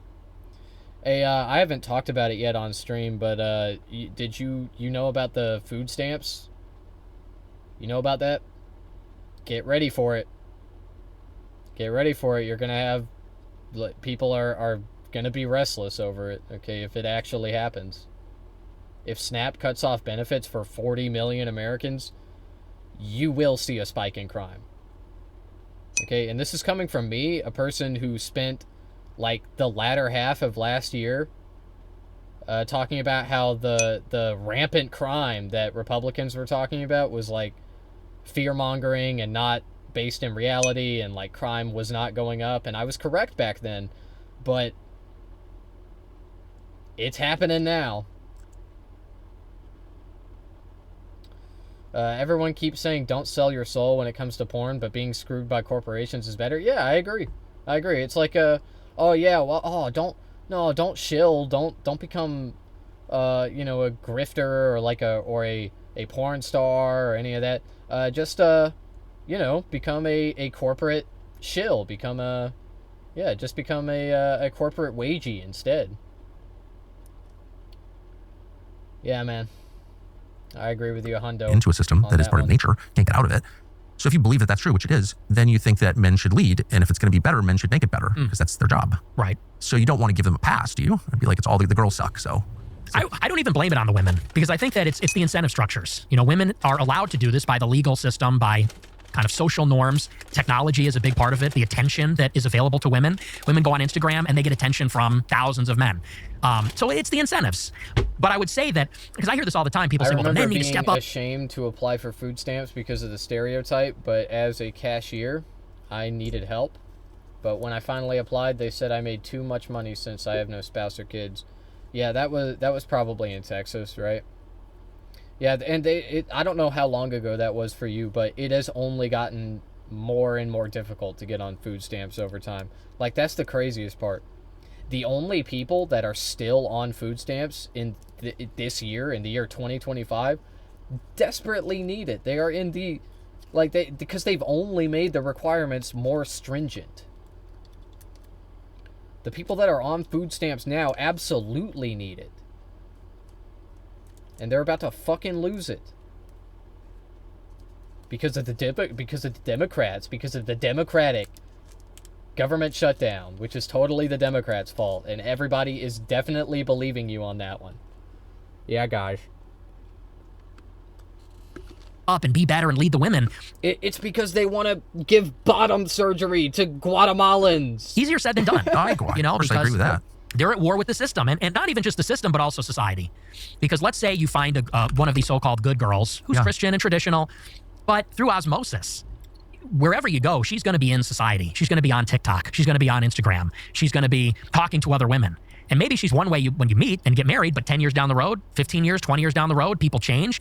And I think that women look at this shit, dude. This is live right now. This is on the website. Senate Democrats have now voted 12 times to not fund the food stamp program, also known as SNAP.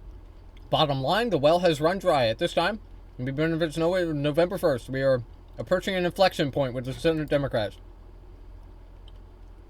They can continue to hold out for health care for illegal aliens and gender mutilation procedures, or reopen the government so mothers, babies, blah, blah, blah, blah, blah.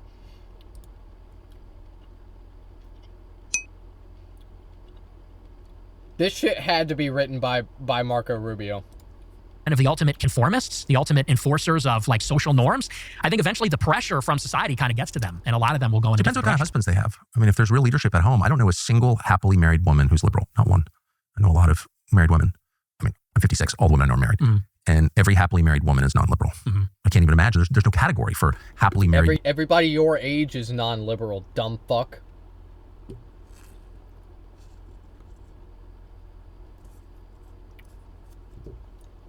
But anyway, yeah, I mean, like, plenty of women who find themselves in the throes of a romantic partnership with a conservative man will, you know, which most men are, it rubs off on them. I'm telling you. I'm a dietary aide at a nursing home, and it has helped me so much when it came to working in a kitchen. May not be top tier 5-star food, but it is great, and we always take a plate home. We have to because we just can't afford to spend $200 to $300 for food a month. Yeah, it's crazy, dude. I don't know if you've noticed, but I make food on stream, and I've been eating ramen every day. I make pretty good ramen, to be fair, better than most ramen. That's just me personally, but yeah, I mean, it's like, if I weren't like eating the bottom of the barrel, like, cheapest food, it is literally that expensive, and it's crazy. Because I'm sure Melania just wakes up with a smile on her face whenever she sees Trump. Yeah. Hey, you said it. I wasn't going to say it. Middle-aged liberal woman. There's never been one. Right. So, like, maybe the job is to, you know, make a girl happy and, like, all this nonsense ends. Yeah, I don't know. I think that could be a bottomless pit too, because the one critique I have of the men is, and you're right about this, they enable this behavior. Well, that's for sure. This epidemic of simps who, and especially with Christians, I've noticed this. This is why Andrew Tate has so much appeal, and the Christians are kind of losing this conversation. Andrew Tate's a Muslim polygamist who is very chauvinistic, and you could even argue it as someone who has ran an OnlyFans site himself, like, is not an observer, let's say, of Christian sexual morality. No. But men are going with him because he's putting women in their place. He's talking about patriarchy and women's place in a society like that. Whereas Christian men, Catholic. Dude, I hate this fucking argument, dude. Dude, Christians are not like they were 2,000 fucking years ago. Like, back then, yeah, men were kind of, you know, Christian men were progressive. That's not the way it is anymore. We are just as chauvinistic now, okay? We are. We're just as chauvinistic as the Muslims. I will go tat for tat with that.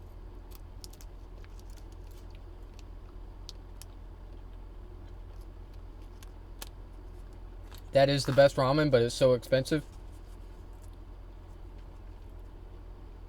Not really. I did the math on the calories. It's not much more expensive than really shitty ramen that tastes like garbage per calorie. I will say that its portion size is a lot more, so you need to you gotta like plan ahead. If you're not hungry enough when you make it, you'll throw a lot of it out. Protestants alike are both kind of tone policing the men, and they worship their wives, they worship the women, put them on a pedestal, and they they kind of get bossed around, they get henpecked by the women. I think we're required to love our wives. Like, that's what Nick Fuentes is saying here is literally what, like, Romans 2,000 years ago would say about Christians. Like, bro, you are not living in the current in the current moment. Like, where the fuck are you right now? I mean, all over the New Testament. Husbands, love your wives. Empire. Wives, respect your husbands. That seems like a very natural balance to me. Yeah, and I think that you have to love your wife as your wife. Yeah. A lot of men... As opposed to what? Your mom? Well, no, like your buddy. No. Because I hear this all the time, and I hate this. Guys will say, I married my best friend. And I think, she's your wife. She's not your best friend. Because there's a difference. What is the difference? I think that when you talk about your best friend, you're a peer, you're an equal. And I think your best friendships are with other men. And I think that your wife ultimately is subordinate to you. Yep, she's your it is. helpmate. Yeah. And ultimately, as the man in the marriage and as the father, you have authority, the final say over the household. Well, and oh, he's just telling it like it is. Yeah, brother, this is what those sissy liberals don't want you to hear. You give advice. It's not to say I'm not a freak where you say, shut up, woman. I mean, of course, you discuss things with your wife and your wife gives input, but the authority rests with the man. Of How course, is that not what of you're course. saying? But God set up this kind of amazing system where men are physically stronger. So, like, of course, you could make your wife do whatever you wanted. You're bigger than she is. Right. But he also instilled in men this desire to please your wife. Like, that's a very natural thing. You want your wife to be happy. Absolutely. And the whole happy wife, happy life thing is completely real. It's like you can't get away from it. It's not, like all of these things, it's not a choice. It's the biological reality that you live with, that you were born with. Like, you want your wife to be happy. And if she's unhappy, you're unhappy. To a much greater extent than vice versa, right? Yeah. I think men care about their wives being happy much more than wives care about their husbands being happy. Yes. I have noticed. And that's compensation for their lack of physical power. That's my view of it. And that's why it is this kind of perfect balance. But somebody needs to be the final decision maker. I completely agree. And when you give up that, when you abrogate that, there's no respect, there's unhappiness, and there's infidelity. Right. Well, that's the ingredient that's missing. The way I would put it very succinctly is men right now are the responsible party, but have no authority. And that doesn't work. No, it doesn't. You know, if you are held, if the buck stops with you and you're to blame and you're the responsible one, then you also need to be able to have the final say and call the shots. And one without the other doesn't work. And I think that's really smart and absolutely right. I do think, I've just noticed this, that men who stay unmarried for too long become like kind of fragile. There's something about the give and take. There's something about living with, in fact, I think it's the key to life, someone you don't fully understand, that broadens you, that keeps you always thinking, that makes you wiser, more patient, more thoughtful, more self-aware, and more flexible. And those are all good qualities. And the absence of that, like in homosexuality or like men who are single too long, they get very rigid. Have you ever noticed this? Like, I like things the way I like them, and they just get like, no. Oh, yeah. I certainly get what you mean by that. Yeah, you don't want that. Yeah. I would say that when you say you don't fully understand women, to me, I feel like women are very simple in terms of... Have you ever lived with one? No, I haven't lived with them, but I mean, and don't get me wrong, maybe it's difficult, but I feel like they're pretty simple. We're all pretty simple. I mean, no one's more simple than I am, but we're all pretty simple. But what I mean is, like, on a day-to-day level of experience, like, you don't always understand what they're saying because it's never about what they say it's about. Right. And men tend to be kind of dog-like in their straightforwardness. You know, I'm hungry, I'm horny, whatever it is. I disagree. I feel like men are complicated. I feel like women are like, I'm hungry, I'm horny. I feel like men are very complicated. Really, how? Because men are masters of the universe. Women are the universe. Yeah. You know? This is very revealing. This is not helping with the homosexual allegations that Nick has been dealing with. Oh, actually, I think that men are the more complicated ones. They're so thoughtful and strong and complex. I want to know one. I want to connect with a man on a deeper level. I want to know the intricacies of his mind. No, this is what Spengler says about them. And so I think that men have like a deep connection to things like math and space, and they want to conquer the world. And, they love things, and they're so passionate about things. And I love men so much. I just think that like women are stupid and servile. Things like this, and women I feel like are actually very primal and instinctual. Yes, they want much security. earthier. Yes, sonic. You know, they're of the 100%. Never embarrassed by bodily functions. Men are so squeamish. Yes, women are not at all. They give birth. No, that is absolutely true. But I mean, in the way that women present their concerns, there's almost always something that's not being fully expressed. Like, I got mad at you last night because I was pissed about something last year. That's not a male thing to do. You can't remember what happened last year. Right. And so, but anyway, whatever the point, men want to talk past each other constantly. They don't always know what the other one is saying. And that frustration actually gives way to like great beauty over time, I would say. I don't know. I personally find women very frustrating when they are not expressing. And I just that's the beauty of it. I see, the way I look at it is like when you look at your favorite TV shows, right? Sopranos, Breaking Bad, it's like the wife is the villain because it's like the main character, if the wife could just get out of the way, would be running the show. And that's kind of how I feel like Ayn Rand, I agree with her about this. She said that the wife's role is like hero worship. The guy is the hero. The guy is supposed to be the entrepreneur, the conqueror, whatever. And the woman is really supposed to support the man's goals and be in his world. And that's the last thing successful men need is more power worship, more hero worship, more, you're so great. You get that at work. You don't want that at home. You become an unbearable asshole. And then you fall prey to what destroys every successful man, which is hubris. Like, you mistake yourself for God. You need someone who's not interested in what you do at all, only interested in you. And that's how you become balanced and wise. That's how you know your own limits. because the ass kissing is what kills you. It's not. I mean, you know that when Tucker Carlson is the voice of reason, you've really like you really screwed the pooch. Like, what the fuck is this unholy joint matrimony here? Like, this is fucking insane mode, man. I can't believe I'm watching these two have a conversation about this, and people all over the country are watching this shit right now, and it's so fucking nutty to me. Holy shit, we're so fucked.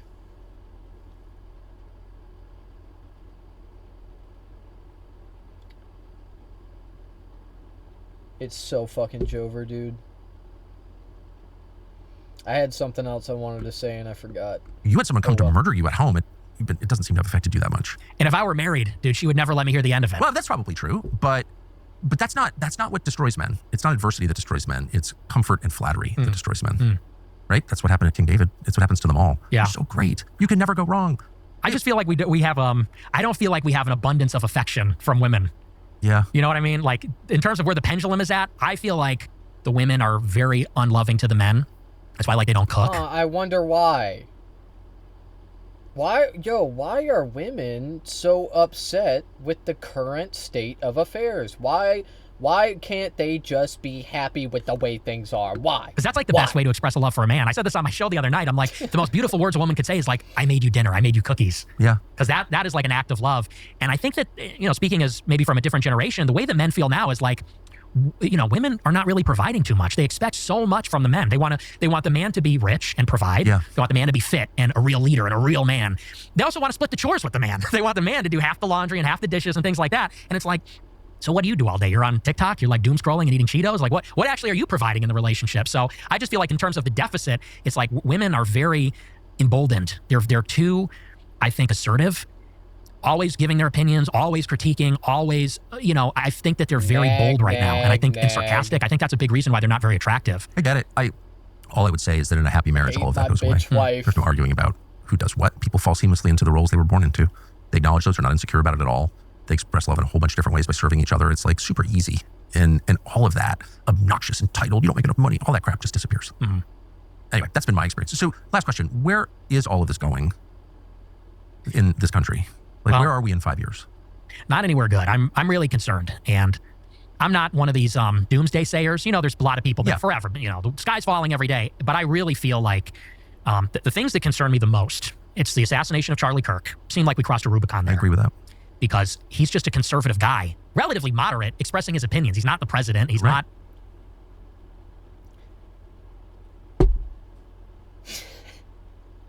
Straight from the horse's mouth, bro.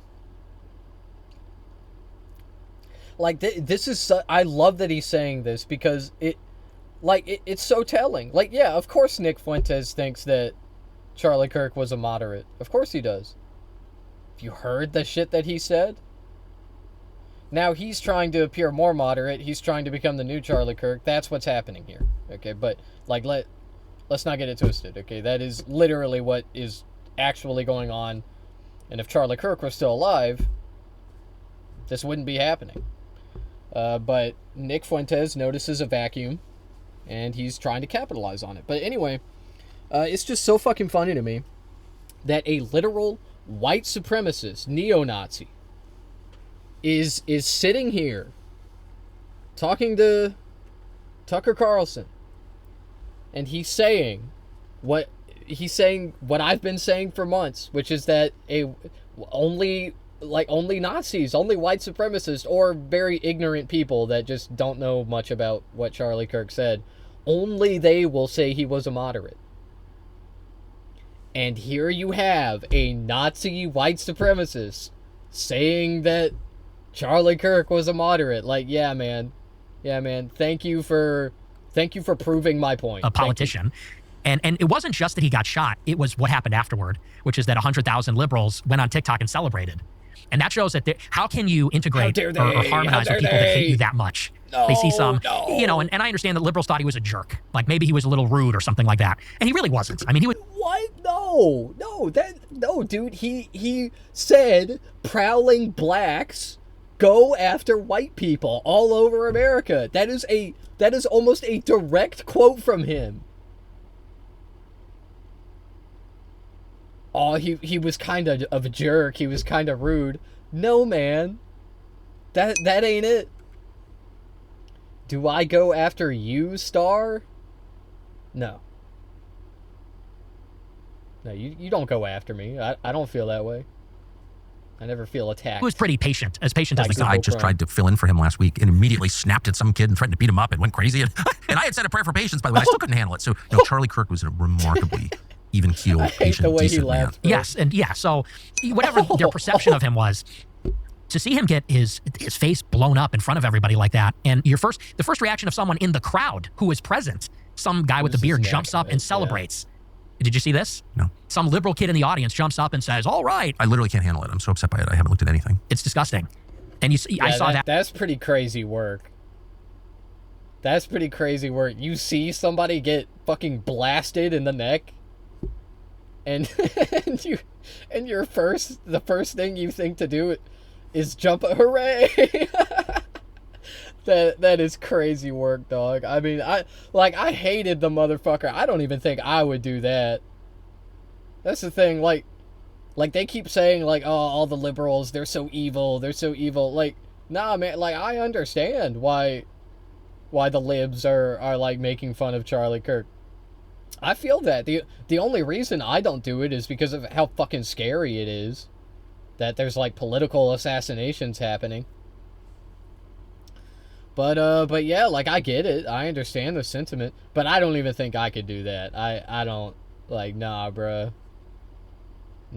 Maybe that person has seen that kind of violence before. Like, I don't know.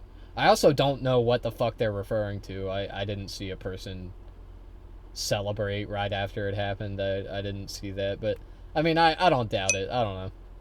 I'm kind of evil. I used to steal trash bags and paper towels when I was a custodian. That is so evil. That is so... How dare you? How dare you do that? It's a federal crime. I know. You're going to jail. I can't believe you did... I already called the police. They're closing in on your location as we speak. Get ready to go to prison. Or have like a Custer's Last Stand style situation. Nah, I was in a closet with no camera. Nah, but you just admitted it in my chat. You just admitted it in the Kick chat. I've already sent it to the FBI. They're closing in on you. And said, yeah, like, there's no putting the genie back in the lamp here. That was one. The other thing I'm really worried about is what's happening at these ICE detention centers. Where it's happening. It was 3 years ago. Nice try. There's no statute of limitations. You committed a federal crime. There's no statute of limitations. Yeah, you're done. You're donezo. Not far from where I live in Broadview, Illinois, where they set up an ICE detention facility. And the administration is rounding these people up, which I support. But they're doing it in a very provocative way. They're broadcasting it. They're making hype edits on Twitter of like these raids on apartment complexes, which I think are very cool, but it's somewhat provocative. And Antifa showing up. In order to protect ICE, the administration's putting DHS. Your credit well, now they're protesting the DHS presence, and the administration of the governor of Illinois and the mayor of Chicago are telling Chicago police, don't help ICE. And they're encouraging the protesters. And what I see there is like a level of tension that just keeps increasing. Interesting. And there's leadership. Why are they doing that? Why is the mayor doing that? Why are they saying that about ICE? Could it be that ICE is doing something that is making them say that? That is causing them to say that? Yeah, I don't know. Civilian leadership on both sides. Mystery. Like the governor and mayor who are Democrats won't back down versus a Republican president. There's a security division too, the police versus ICE, the police versus DHS. There's a constitutional question about the federal supremacy, you know, and I see all the ingredients of like a low-boil civil conflict, full-blown civil war. And I'm not that guy, but I see all the ingredients there for that to happen. So I'm deeply concerned about where that will go. How would you handle it if you're in charge? If you're the president, what do you do about it? Federal authority, they have totally overreached their authority. Are you fucking kidding me? Like the president is doing the Insurrection Act without declaring it's the Insurrection Act. Because he couldn't declare it. Because it wouldn't fucking work. Because there was no national emergency. They just did it anyway. If that's not overreach, I don't know what the fuck is, maybe this is controversial, but he's just breaking the law straight up. The other side. You have to, because you can do one of two things. You cannot challenge the left and let them do their thing.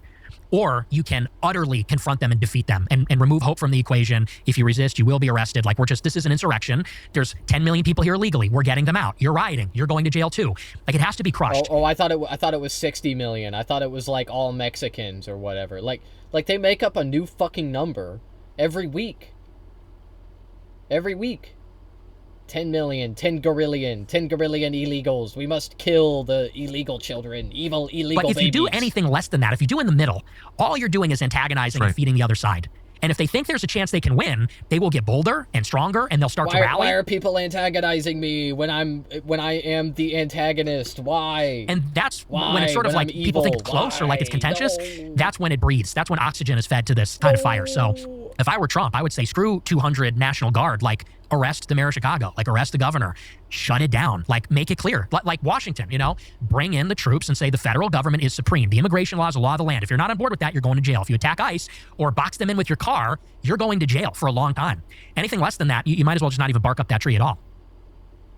Nick Fuentes, thank you very much. Thank you. It's nice to meet you. Likewise. Yeah, that was a genuine thank you. Thank you.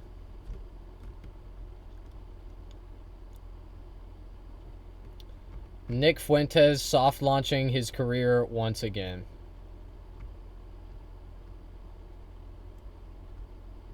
Look at all these dog whistles.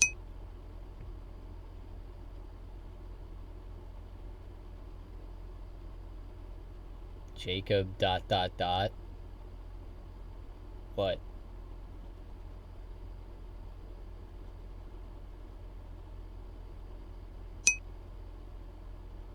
You gotta replace these white Republicans. Your voice needs to be heard. I'm trying, man. If he can get a show, then you need one. I already got one. And it's run by me and me alone. I have complete creative control over the J-Star broadcast. The J-Star broadcast is the hottest new broadcast north of the equator. That's right. That's right. We are so hot. We got the hottest broadcast. Last year we were one of the coldest broadcasts. This broadcast was so lame last year. It was dead. It was dead. It was a dead broadcast. Now in this year it's one of the hottest broadcasts of all time. It's one of the hottest broadcasts. Yeah, but you need to say something controversial to get people talking. You can't be a good guy. I'll tell you what, go watch my most recent video. You might just find what you're looking for.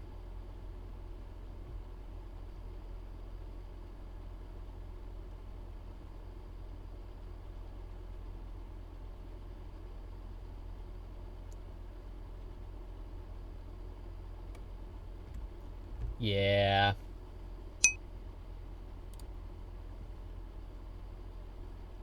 I'll go through it after. It's pretty late in the video, I think, when it gets to the part that I'm referring to, but anyway, I don't want to spoil it for you, okay? I'll see if I can find it after the stream.